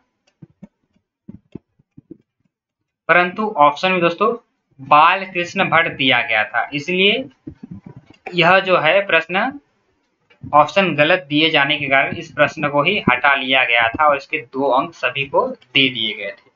तो श्रीमान का स्वागत यह रचना बाल कृष्ण भट्ट का नहीं है, यह रचना किसका है? बाल मुकुंद गुप्त का। तो ऑप्शन ए का है ऑप्शन 3। फिर ऑप्शन बी जो है सच्ची वीरता, इसके लेखक है अध्यापक पूर्ण सिंह। तो सच्ची वीरता के लेखक है अध्यापक पूर्ण सिंह। गांव पर बनाम गांव में, यह जो ग्रंथ है दोस्तों गांव पर बनाम गांव में, तो यह है विवेकी राय का। तो सी का है ऑप्शन ए, यानी कि 3 का उत्तर है विवेकी राय, 1 का उत्तर है बाल मुकुंद गुप्त, 2 का उत्तर है अध्यापक पूर्ण सिंह और 4 का उत्तर जो है घर जोड़ने की माया, यह किसकी है? हजारी प्रसाद द्विवेदी का। तो इस आधार पे अगर देखें दोस्तों तो हमारा ऑप्शन ए जो है वो सही है, परंतु यह आपको ध्यान में रखना है कि यहाँ पर बाल कृष्ण भट्ट नहीं होगा, यहाँ पर होगा बाल मुकुंद गुप्त। तो श्रीमान का स्वागत बाल मुकुंद गुप्त, सच्ची वीरता अध्यापक पूर्ण सिंह, गांव पर बनाम गांव में विवेकी राय, घर जोड़ने की माया हजारी प्रसाद द्विवेदी। दोस्तों अगला जो प्रश्न है, संस्कृत काव्य शास्त्रीय परंपरा में आदि आचार्य किन्हें माना जाता है? तो भारतीय काव्य शास्त्र जो है दोस्तों, जिसे हम संस्कृत काव्य शास्त्र कहते हैं, क्योंकि ये जो ग्रंथ लिखे गए हैं वो किस भाषा में लिखे गए हैं? तो संस्कृत भाषा में लिखे गए हैं। तो जो संस्कृत काव्य शास्त्रीय परंपरा है, इसमें आदि आचार्य किसे माना जाता है? तो आप लोग दोस्तों जब भी हम भारतीय काव्य शास्त्र पढ़ते हैं तो सबसे पहले किसे पढ़ते हैं? रस सिद्धांत को। और रस सिद्धांत के प्रवर्तक कौन थे? तो भरत मुनि। तो इसीलिए दोस्तों संस्कृत काव्य शास्त्रीय परंपरा के आदि आचार्य भी भरत मुनि को ही माना जाता है। दोस्तों भरत मुनि ने रस सिद्धांत दिया था, यानी रस संप्रदाय के ये प्रवर्तक माने जाते हैं। और दोस्तों भरत मुनि ने रस की संख्या कितनी मानी है? तो 8 मानी है। अगर आपको प्रश्न पूछा जाए कि भरत मुनि के अनुसार रस की संख्या कितनी है, तो 8 है। सामान्य तो दोस्तों 9 रस माने गए हैं। आपको कमेंट करके बताना है कि 9 रस कौन कौन से हैं। तो दोस्तों भरत मुनि ने एक ग्रंथ लिखा था जिसका नाम था नाट्य शास्त्र। तो नाट्य शास्त्र नामक इन्होंने एक ग्रंथ लिखा था, जिसमें दोस्तों इन्होंने 8 रस का उल्लेख किया है। इन्होंने दोस्तों शांत रस का उल्लेख नहीं किया है। तो अगर आपको प्रश्न पूछा जाए कि भरत मुनि ने अपने ग्रंथ नाट्य शास्त्र में किस रस का उल्लेख नहीं किया है, तो उसका उत्तर होगा शांत रस। तो दोस्तों अब शांत रस का उल्लेख भरत मुनि ने नहीं किया है, तो शांत रस का उल्लेख किसने किया है? तो दोस्तों उसका जो उत्तर होगा दोस्तों वह होगा उद्भट। तो उद्भट जो है उन्होंने शांत रस का उल्लेख किया है। तो अगर आपको प्रश्न पूछा जाए कि शांत रस का जो प्रवर्तन है किसने किया है, तो शांत रस का प्रवर्तन दोस्तों वह उद्भट नाम के विद्वान ने किया है। उसी प्रकार दोस्तों अगर आपको पूछा जाए कि वात्सल्य रस, तो वात्सल्य रस का जो प्रवर्तक किसने किया है? तो विश्वनाथ ने। और वही दोस्तों भक्ति रस, तो भक्ति रस का दोस्तों उल्लेख किसने किया है? तो किया है रूप गोस्वामी ने। तो रूप गोस्वामी ने दोस्तों भक्ति रस का उल्लेख किया है। और वही दोस्तों अगर आपको प्रश्न पूछा जाए कि प्रयाण, तो प्रयाण नामक रस का उल्लेख किसने किया है? तो प्रयाण नामक रस का जो उल्लेख है दोस्तों वह रुद्रट ने किया है। रुद्रट। तो यह आपको ध्यान में रखना है दोस्तों कि भरत मुनि ने अपने नाट्य शास्त्र में केवल 8 रसों का ही उल्लेख किया था। इन्होंने किस रस का उल्लेख नहीं किया है? तो शांत रस का उल्लेख नहीं किया है। शांत रस का उल्लेख किसने किया है? तो उद्भट ने शांत रस का उल्लेख किया है। वही दोस्तों रूप गोस्वामी नाम से दोस्तों पता चलता है कि जैसे कि तुलसी नाम को भी क्या, तुलसीदास को भी हम क्या कहते हैं? गोस्वामी तुलसीदास। तो इसमें दोस्तों रूप गोस्वामी, तो ये गोस्वामी किसके लिए है दोस्तों? तो भक्ति रस। तो आप ऐसे याद रख सकते हो कि गोस्वामी जैसे नाम किसके लिए होता है? धर्म के लिए, भक्ति के लिए। तो भक्ति रस का उल्लेख किसने किया है? तो रूप गोस्वामी ने। वही दोस्तों विश्वनाथ ने वात्सल्य रस का उल्लेख किया है। रुद्रट ने प्रयाण रस का उल्लेख किया है। तो मुख्य रूप से दोस्तों 9 रस माने गए हैं, परंतु दोस्तों कुछ लोग दोस्तों वात्सल्य और भक्ति रस को भी जोड़ देते हैं, तो रस की संख्या कितनी हो जाती है? 11 हो जाती है। और दोस्तों ये जो प्रयाण है, प्रयाण रस को केवल रुद्रट ने ही मान्यता दी है, और इसके अलावा किसी विद्वान ने प्रयाण रस को मान्यता नहीं दी है। तो आपको ध्यान में रखना है कि प्रश्न पूछा जाए कि कितने रस होते हैं, तो 9 रस होते हैं। भरत मुनि ने कितने रस माने हैं, तो 8 माने हैं। किस रस को नहीं माना है, तो शांत रस को नहीं माना है। शांत रस का उल्लेख किसने किया है, तो उद्भट ने किया है। और वात्सल्य रस का उल्लेख विश्वनाथ ने, भक्ति रस का उल्लेख रूप गोस्वामी ने। इस प्रकार मिला के भक्ति रस और वात्सल्य रस को भी मिला दे तो रस की संख्या हो जाएगी 11। तो अगला जो है प्रश्न देख लेते हैं दोस्तों।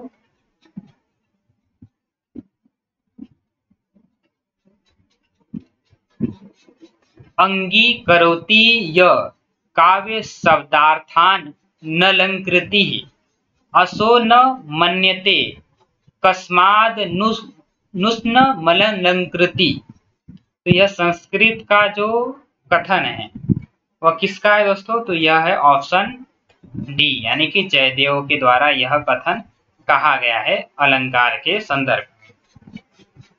दोस्तों जयदेव जो है यह 12वीं शताब्दी के संस्कृत कवि हैं और इनके द्वारा दोस्तों कौन सा ग्रंथ लिखा गया है, तो इनके द्वारा 2 जो है बहुत ही प्रसिद्ध ग्रंथ है जिसका नाम है गीत गोविंद। तो गीत गोविंद जो है ये इनके द्वारा लिखा गया है। और इसके अलावा दोस्तों चंद्रालोक,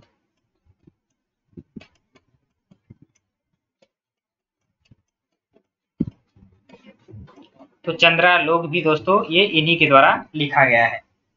दोस्तों यह जो ग्रंथ है चंद्रालोक, यह कई बार पूछा गया है कि यह ग्रंथ किसका है, तो चंद्रालोक जो है वो जयदेव का है और गीत गोविंद जो है यह भी जयदेव की रचना है। जयदेव किस भाषा के कवि हैं, तो जयदेव जो है वो संस्कृत भाषा के कवि हैं। इनका समय क्या है, 12वीं शताब्दी। कभी कभी दोस्तों आपको कुछ कवि दे दिए जाते हैं और आपको उनका काल क्रम से मिलान करना होता है। तो दोस्तों आपको ध्यान में रखना है जयदेव का समय है 12वीं शताब्दी। और दोस्तों जयदेव कहाँ के कवि थे, तो ओडिशा के भुवनेश्वर के पास।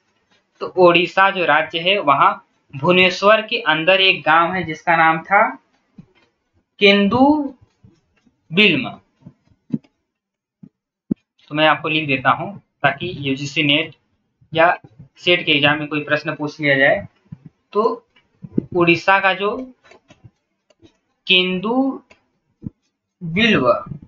नामक जो गांव है वहां के ये रहने वाले थे। तो इनका जन्म हुआ था केंदुबिल्व नामक ग्राम में। और ये ग्राम कहाँ है दोस्तों, तो भुवनेश्वर के पास। और भुवनेश्वर कहाँ होता है, कहाँ है, तो उड़ीसा में है। तो इसका सही उत्तर है जयदेव। आगे का प्रश्न दोस्तों हम देख लेते हैं। दोस्तों अगर आपको यह स्पष्टीकरण पसंद आए तो हमारे वीडियो को लाइक कीजिए और हमारे चैनल को सब्सक्राइब कर लीजिए ताकि ऐसे वीडियो जब हम बनाएं तो उसका नोटिफिकेशन आपको प्राप्त होता रहे। दोस्तों अगला जो प्रश्न है,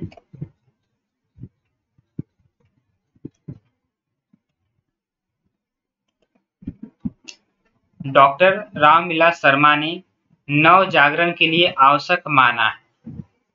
तो दोस्तों रामविलास शर्मा जो है इन्होंने नव जागरण के लिए क्या क्या चीजें आवश्यक माना है, तो जातीय चेतना को आवश्यक माना है और लोक चेतना को भी आवश्यक माना है। तो जातीय चेतना और लोक चेतना को इन्होंने आवश्यक माना है। तो इसमें सी और डी, यह उत्तर किसमें है, तो सी और डी है ऑप्शन डी में। तो इसका सही उत्तर है ऑप्शन डी। दोस्तों रामविलास शर्मा जो है ये मार्क्सवादी आलोचक माने जाते हैं। तो अगर आपको प्रश्न पूछा जाए कि मार्क्सवादी आलोचक कौन कौन हैं, तो आपको ध्यान में रखना है कि हिंदी में शिवदास सिंह चौहान जो है यह मार्क्सवादी आलोचना के आरंभकर्ता माने जाते हैं। यानी कि हिंदी में मार्क्सवादी आलोचना के जनक कौन कहे जाते हैं, तो शिवदान सिंह चौहान। इसके अलावा दोस्तों रामविलास शर्मा, नामवर सिंह और रांगे राघव, ये कुछ विद्वान हैं जो कि मार्क्सवादी आलोचक हैं। तो रामविलास शर्मा, शिवदान सिंह चौहान, नामवर सिंह और प्रकाश चंद्र गुप्त, तो ऐसे कुछ आलोचक है जो कि मार्क्सवादी आलोचक माने जाते हैं। दोस्तों रामविलास शर्मा ने कुछ आलोचना लिखी है जिसका नाम है प्रेमचंद, फिर भारतेंदु युग, निराला,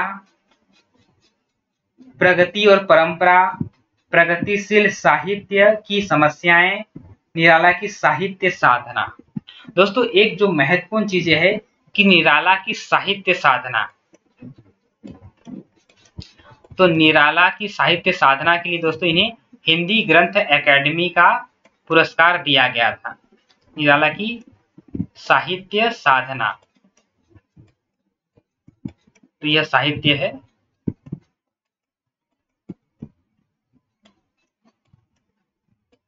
तो निराला की साहित्य साधना यह कब लिखा गया था दोस्तों? तो 1969 में लिखा गया था, यानी कि 1969 में लिखा गया था। और इसी ग्रंथ के लिए दोस्तों रामविलास शर्मा को हिंदी का साहित्य एकेडमी पुरस्कार दिया गया था। हिंदी साहित्य एकेडमी पुरस्कार कब दिया गया था? तो 1970 में दिया गया था। तो निराला की साहित्य साधना यह रामविलास शर्मा की ग्रंथ है जो कि 1969 में लिखा गया था और इसके एक साल बाद ही इन्हें हिंदी साहित्य एकेडमी पुरस्कार दिया गया था इसी ग्रंथ के लिए। तो यह बात आपको ध्यान में रखना है। और इनकी जो कुछ प्रमुख रचनाएं जो है जैसे कि प्रगति और परंपरा, प्रगतिशील साहित्य की समस्याएं, निराला की साहित्य साधना। इसके अलावा दोस्तों इन्होंने जो अलग अलग कवि हैं, अलग अलग लेखक हैं, उनके ऊपर भी इन्होंने रचनाएं लिखी हैं, जैसे कि महावीर प्रसाद द्विवेदी और उनका युग, प्रेमचंद युग, निराला, जयशंकर प्रसाद, यानी ऐसे जो अलग अलग विद्वान हैं उनके ऊपर भी इन्होंने रचनाएं लिखे हैं। तो दोस्तों क्योंकि आलोचना एक विधा है जो कि आपके पाठ्यक्रम का हिस्सा भी है, तो आपको जो प्रमुख आलोचक हैं जैसे कि रामचंद्र शुक्ल हो गए, मिश्र बंधु हो गए, फिर रामविलास शर्मा, डॉक्टर नगेंद्र, मैनेजर पांडे, ऐसे कुछ विद्वान जो हैं, नगेंद्र जो हो गए, इनके आलोचना ग्रंथ को पढ़ के जाना है क्योंकि एग्जाम में इनके ऊपर भी प्रश्न पूछे जा सकते हैं। तो अगला जो प्रश्न है उसके ऊपर हम बात करते हैं दोस्तों।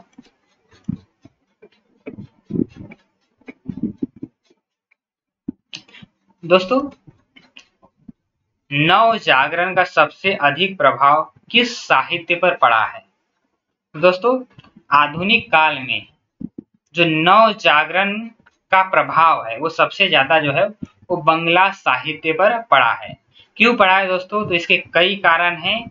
एक कारण यह है दोस्तों कि आप लोग जानते होंगे कि अंग्रेज ईस्ट इंडिया कंपनी जब भारत में आए तो उन्होंने अपना व्यापार जो है दोस्तों यह कहाँ से आरंभ किया दोस्तों? तो इन्होंने मुख्य रूप से कलकत्ता को अपना शहर बनाया, केंद्र बनाया।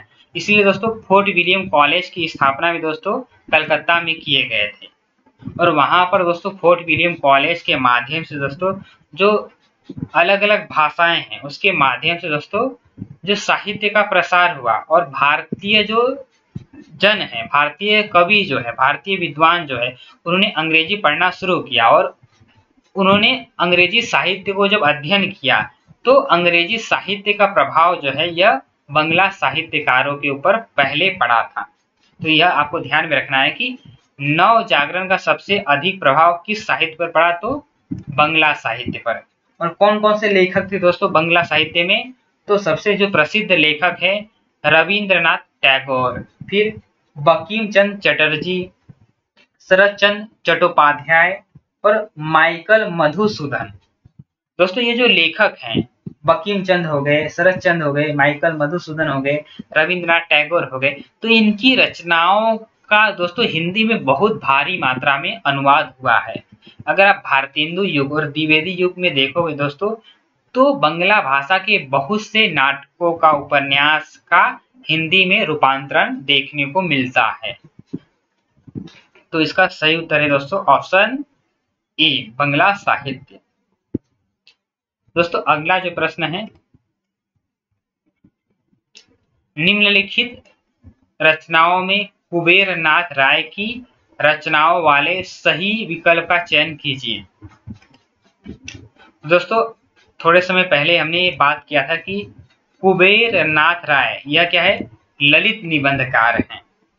इसके अलावा दोस्तों हजारी प्रसाद द्विवेदी, विवेकी राय, विद्यानिवास मिश्र, ये क्या है, ये सभी जो है वो दोस्तों यह ललित निबंधकार माने जाते हैं। तो यहाँ पर प्रश्न पूछा गया है कि इनमें से माफ कीजिए, कुबेर नाथ राय के निबंधों को पहचानना है।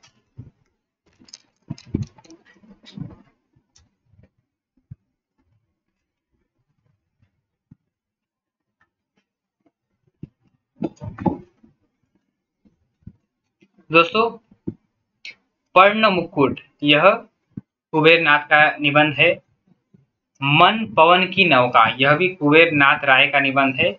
महाकवि की तर्जनी यह भी कुबेर नाथ राय का निबंध है। परंतु आंगन के बंधनवार यह किसका निबंध है, तो यह कुबेर नाथ का निबंध नहीं है।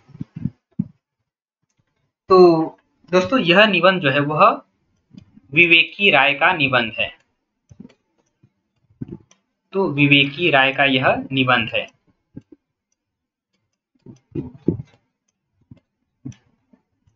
तो आंगन की बंधनवार यह निबंध जो है विवेकी राय का निबंध है।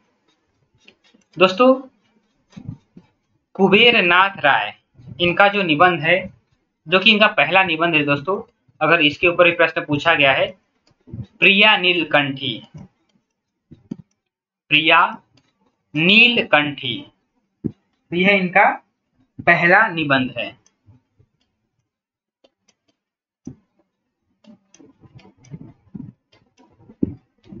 तो अगर आपको प्रश्न पूछा जाए कि कुबेर नाथ राय का पहला निबंध संग्रह कौन सा है, तो प्रिया नीलकंठी। और यह कब लिखा गया था दोस्तों, तो यह लिखा गया था 1968 में। तो 1968 में प्रिया नीलकंठी लिखा गया था। दोस्तों पर्ण मुकुट यह कब लिखा गया था, तो यह लिखा गया था 1978 में, 1978 में। फिर मन पवन की नौका यह कब लिखा गया था दोस्तों, तो 1982 में, 1982 में। कि महाकवि की तर्जनी यह कब लिखा गया था दोस्तों, तो 1979 में, 1979 में। तो यह आपको दोस्तों याद रखना है, क्योंकि दोस्तों बहुत बार यूजीसी नेट और सेट के एग्जाम में आपको कुछ रचनाएं दे दिए जाते हैं और आपको कालक्रम से लगाना होता है। तो पहला निबंध प्रिया नीलकंठी 1968, फिर पर्ण मुकुट जो है दोस्तों यह कब लिखा गया था, तो 1978 में। मन पवन की नौका दोस्तों कब लिखा गया था, तो 1982 में। महाकवि की तर्जनी कब लिखा गया था, तो 1979 में। इसके अलावा दोस्तों रस आखेटक ये 1970 में लिखा गया है। गंधमादन यह 1972 में लिखा गया है। विषाद योग 1973 में लिखा गया है। निषाद बांसुरी 1974, कामधेनु 1980। और आंगन के बंधनवार यह विवेकी राय का निबंध है। तो इसका जो सही उत्तर है दोस्तों ए, सी और डी, यानी कि ए, सी, डी किसमें है दोस्तों, ए बी डी। तो ऑप्शन बी जो है दोस्तों ये सही उत्तर है, क्योंकि सी जो है यह विवेकी राय का निबंध है।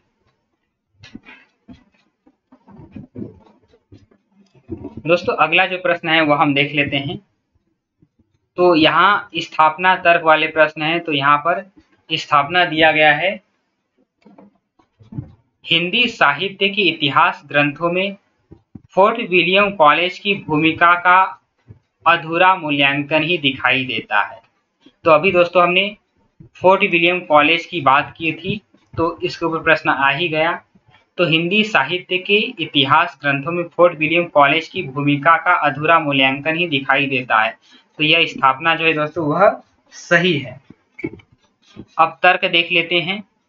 क्योंकि फोर्ट विलियम कॉलेज से संबंधित सामग्री की जानकारी का अभाव है, या फिर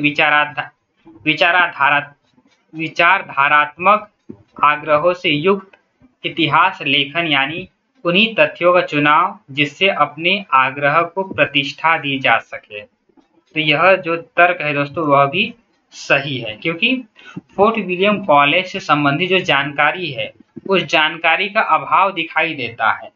और इसके बाद दोस्तों विचारधारात्मक आग्रहों से युक्त इतिहास लेखन, यानी कि जो तथ्य लिए जाते हैं, तो इतिहास लिखने वाला जो है दोस्तों वह अपने सुविधा के अनुसार या अपनी बातों को ही प्रतिष्ठित करने के लिए उन्हीं तथ्यों को लेता है और बाकियों को छोड़ देता है। तो इसलिए दोस्तों यह तर्क भी क्या है, ये तर्क भी सही है, यानी कि स्थापना और तर्क हमारे दोनों सही है। ऑप्शन ए जो है वो हमारा सही उत्तर है। दोस्तों फोर्ट विलियम कॉलेज का नाम आ ही गया है, तो इसके बारे में हम थोड़ी बहुत जानकारी देख लेते हैं, ताकि नेक्स्ट एग्जाम में कभी प्रश्न पूछा जाए तो आपको इसकी जानकारी होनी चाहिए।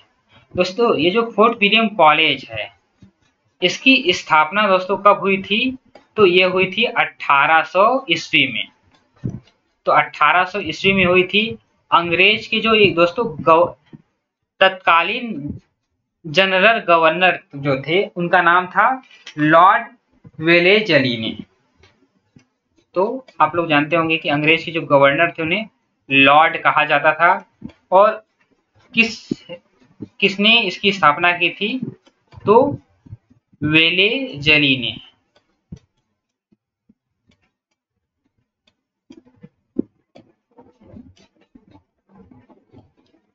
तो लॉर्ड वेलेजली ने फोर्ट विलियम कॉलेज की स्थापना 1800 ईस्वी में की थी। और कहां पर की थी दोस्तों, तो कलकत्ता में की थी, जिसे कोलकाता भी उस समय कहा जाता था। कोलकाता में इसकी स्थापना की थी। और दोस्तों फोर्ट विलियम कॉलेज की स्थापना क्यों की गई थी दोस्तों, तो साधारणतः जो सरकारी नौकरियों में शामिल होने वाले भारतीय नागरिक थे उन्हें शिक्षा देने के उद्देश्य से ही दोस्तों यह फोर्ट विलियम कॉलेज की स्थापना की गई थी। यानी कि जो लोग भारतीय भाषाओं का अध्ययन करना चाहते थे, क्योंकि दोस्तों फोर्ट विलियम कॉलेज की स्थापना जब हुई थी तो उससे पहले आप लोग जानते होंगे कि 1800 में भारत जो है वो अंग्रेजों का गुलाम था। तो अंग्रेज के जो अफसर आएंगे तो उन्हें तो जाहिर सी बात है कि हिंदी नहीं आएगी, यहाँ की भारतीय भाषाएं नहीं आएंगी, तो उनको भी अंग्रेजी सीखने, अंग्रेजी तो आती है परंतु भारतीय भाषाएं उन्हें सीखनी पड़ेगी। और दूसरी बात दोस्तों, जो लोग भारतीय नागरिक हैं वह अंग्रेजी जो सरकारी कार्यालय हैं उनमें छोटी मोटी नौकरियां करेंगे, तो उन्हें भी पढ़ा लिखा होना चाहिए।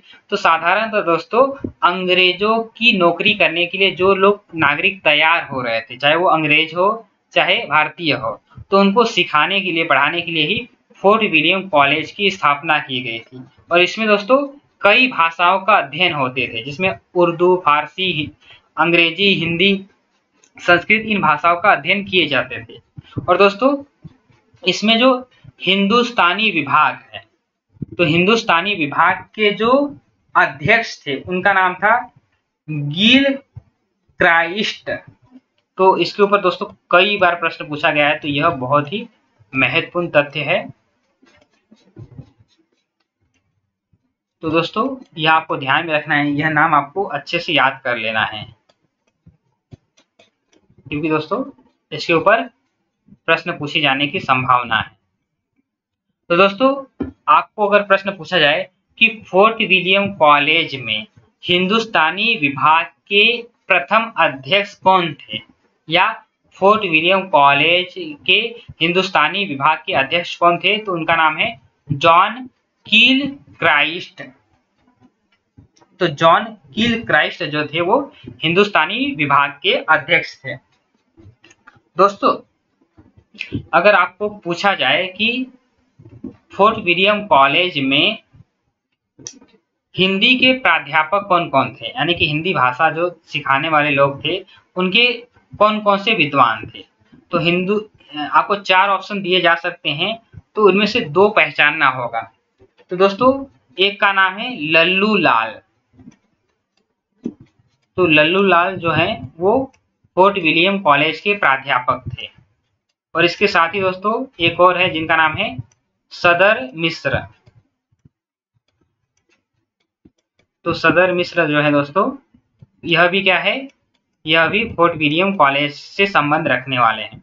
अब दोस्तों, आपको प्रश्न कैसा पूछा जाएगा, जैसे कि जो प्रश्न यूजीसी नेट के एग्जाम में पूछे गए हैं वो मैं आपको बता देता हूं। आपको प्रश्न पूछे जाएंगे कि इनमें से कौन फोर्ट विलियम कॉलेज से संबंधित विद्वान है। तो आपको 4 ऑप्शन दिए जाएंगे, पहले लल्लू लाल, फिर सदर मिश्र, इंसा अल्लाह खां और सदा सुख लाल। तो ये दोस्तों हिंदी गद्य लेखक की जो प्रारंभिक गद्य साहित्य है, तो हिंदी के गद्य साहित्य में इन चारों विद्वानों का बहुत बड़ा योगदान है। सदर मिश्र, लल्लू लाल, इंसा अल्लाह खान और सदा सुख लाल। तो इन चारों के ऑप्शन दिए जा सकते हैं और पूछा जा सकता है कि इनमें फोर्ट विलियम कॉलेज से संबंध रखने वाले विद्वान हैं तो लल्लू लाल और सदर मिश्र। और फोर्ट विलियम कॉलेज से संदर्भ नहीं रखने वाले विद्वान पूछा जाएगा तो इंसा अल्लाह खान और सदा सुख लाल। तो इन 2 नाम को आपको याद रखना है कि यह फोर्ट विलियम कॉलेज में क्या थे, तो ये प्राध्यापक थे, हिंदी के प्राध्यापक थे। और हिंदुस्तानी विभाग के अध्यक्ष कौन थे, तो जॉन किलक्राइस्ट। और फोर्ट विलियम कॉलेज की स्थापना किसने की, तो लॉर्ड वेलेजली ने। कहां पर की, तो कलकत्ता में की। कब की, तो 1800 ईस्वी में की। तो इसका जो सही उत्तर है दोस्तों वो मैंने आपको बता दिया था, ऑप्शन ए।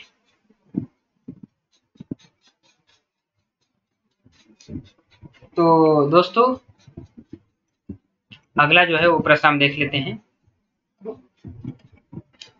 निम्नलिखित उपन्यासकारों को उनकी कृतियों के साथ सुमेलित कीजिए। तो यहाँ पर दोस्तों कुछ उपन्यास दिए गए हैं, आपको आपस में मिलान करना है। तो श्रीलाल शुक्ल का जो उपन्यास है दोस्तों वह है विश्रामपुर का संत। फिर गोविंद मिश्र, तो गोविंद मिश्र का जो उपन्यास है उसका नाम है हुजूर दरबार। ममता कालिया का जो उपन्यास है उसका नाम है लड़कियां। सूर्य बाला का जो उपन्यास है जिसका नाम है अग्निपंखी। तो इसका सही उत्तर है दोस्तों ऑप्शन ए। दोस्तों श्रीलाल शुक्ल का एक उपन्यास आपके पाठ्यक्रम में रखा गया है जिसका नाम है राग दरबारी। तो राग दरबारी दोस्तों यह श्रीलाल शुक्ल का उपन्यास है और इसका जो समय है दोस्तों यह है 1968। तो यह आपको ध्यान में रखना है।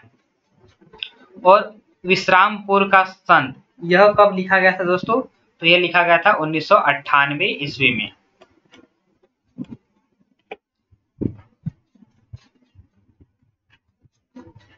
अग्निपंखी दोस्तों यह सूर्य बाला का उपन्यास है और यह कब लिखा गया था, तो यह 1984 में लिखा गया था। दोस्तों ममता कालिया की बात की जाए तो ममता कालिया के और उपन्यास की कौन कौन से हैं, पहला तो यहाँ पर एक दिया गया है यहाँ पर लड़कियां। और दोस्तों ममता कालिया का जो पहला उपन्यास है उसका नाम है बेघर। और यह कब लिखा गया था दोस्तों, तो यह 1971 में लिखा गया था। इसके बाद दोस्तों नरक दर नरक, नरक दर नरक 1975 में लिखा गया था। और इनका एक उपन्यास है दोस्तों एक पति के नोट्स। तो एक पति के जो नोट्स है यह ममता कालिया का उपन्यास है।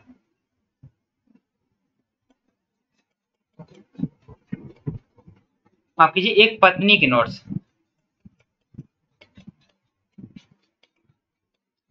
ये एक पति की नोट्स दोस्तों, यह है महेंद्र भल्ला का।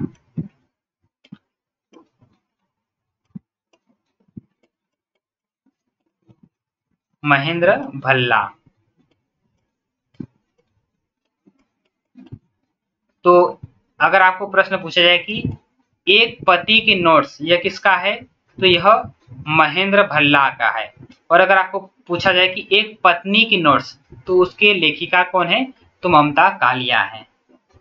तो दोस्तों आपको ध्यान में रखना है कि एक पत्नी की नोट्स ममता कालिया, एक पति की नोट्स महेंद्र भल्ला। तो इसका जो सही उत्तर ऑप्शन ए है। अगला जो प्रश्न है दोस्तों वह हम देख लेते हैं।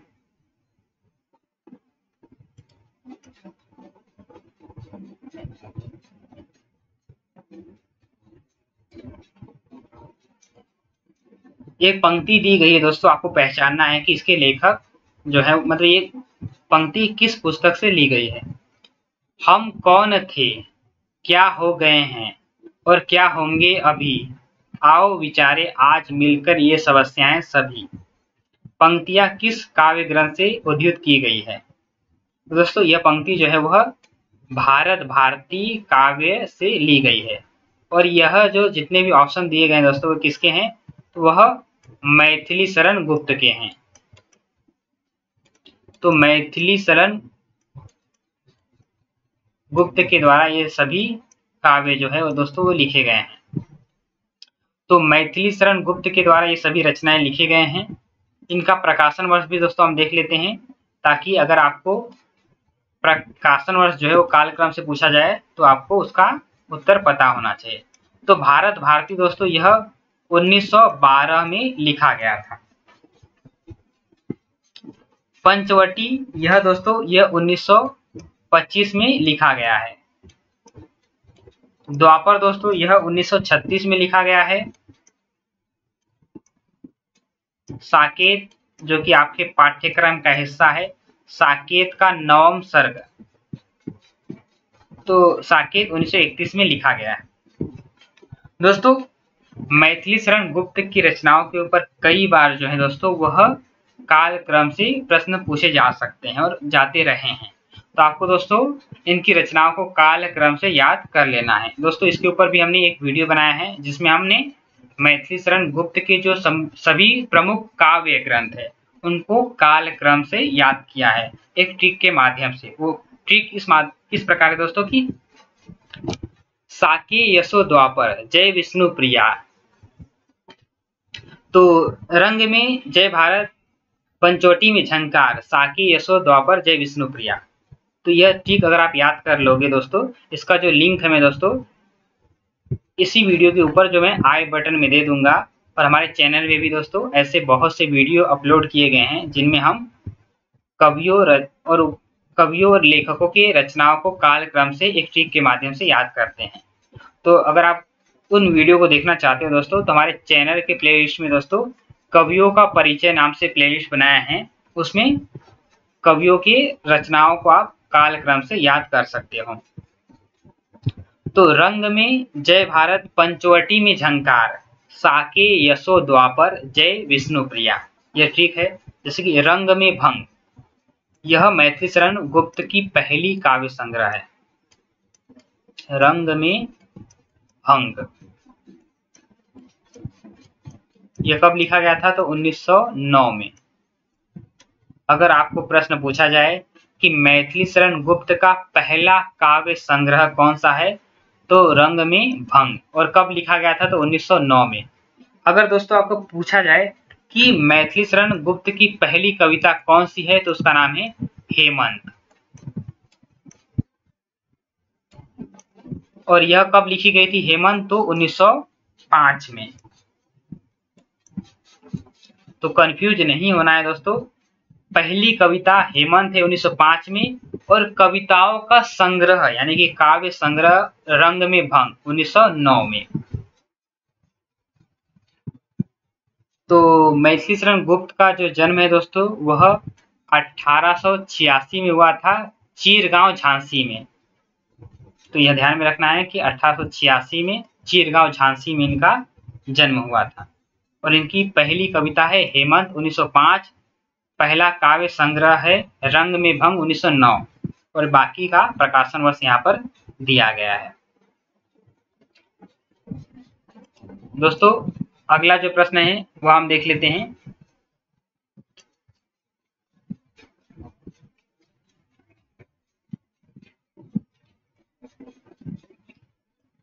तो यहाँ पर स्थापना और तर्क दिए गए हैं।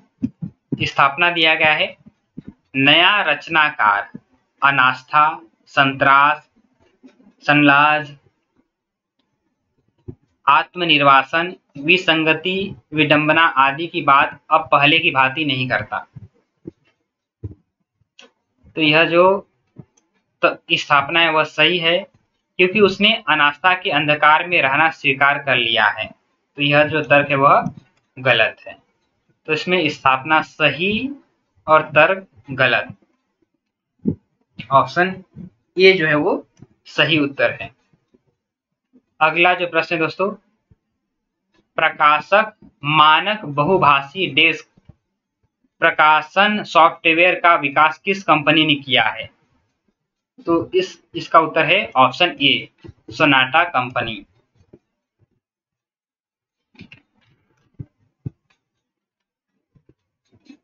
दोस्तों आज हम यहीं पर रुकेंगे। अगले वीडियो में दोस्तों हम प्रश्न क्रमांक 30 से आरंभ करेंगे। दोस्तों अगर आपको यह वीडियो पसंद आया हो तो हमारी वीडियो को लाइक कीजिए, चैनल को सब्सक्राइब कर लीजिए, ताकि ऐसे अगर हम नए वीडियो बनाएं तो उसका नोटिफिकेशन आप तक पहुंच सके। धन्यवाद दोस्तों।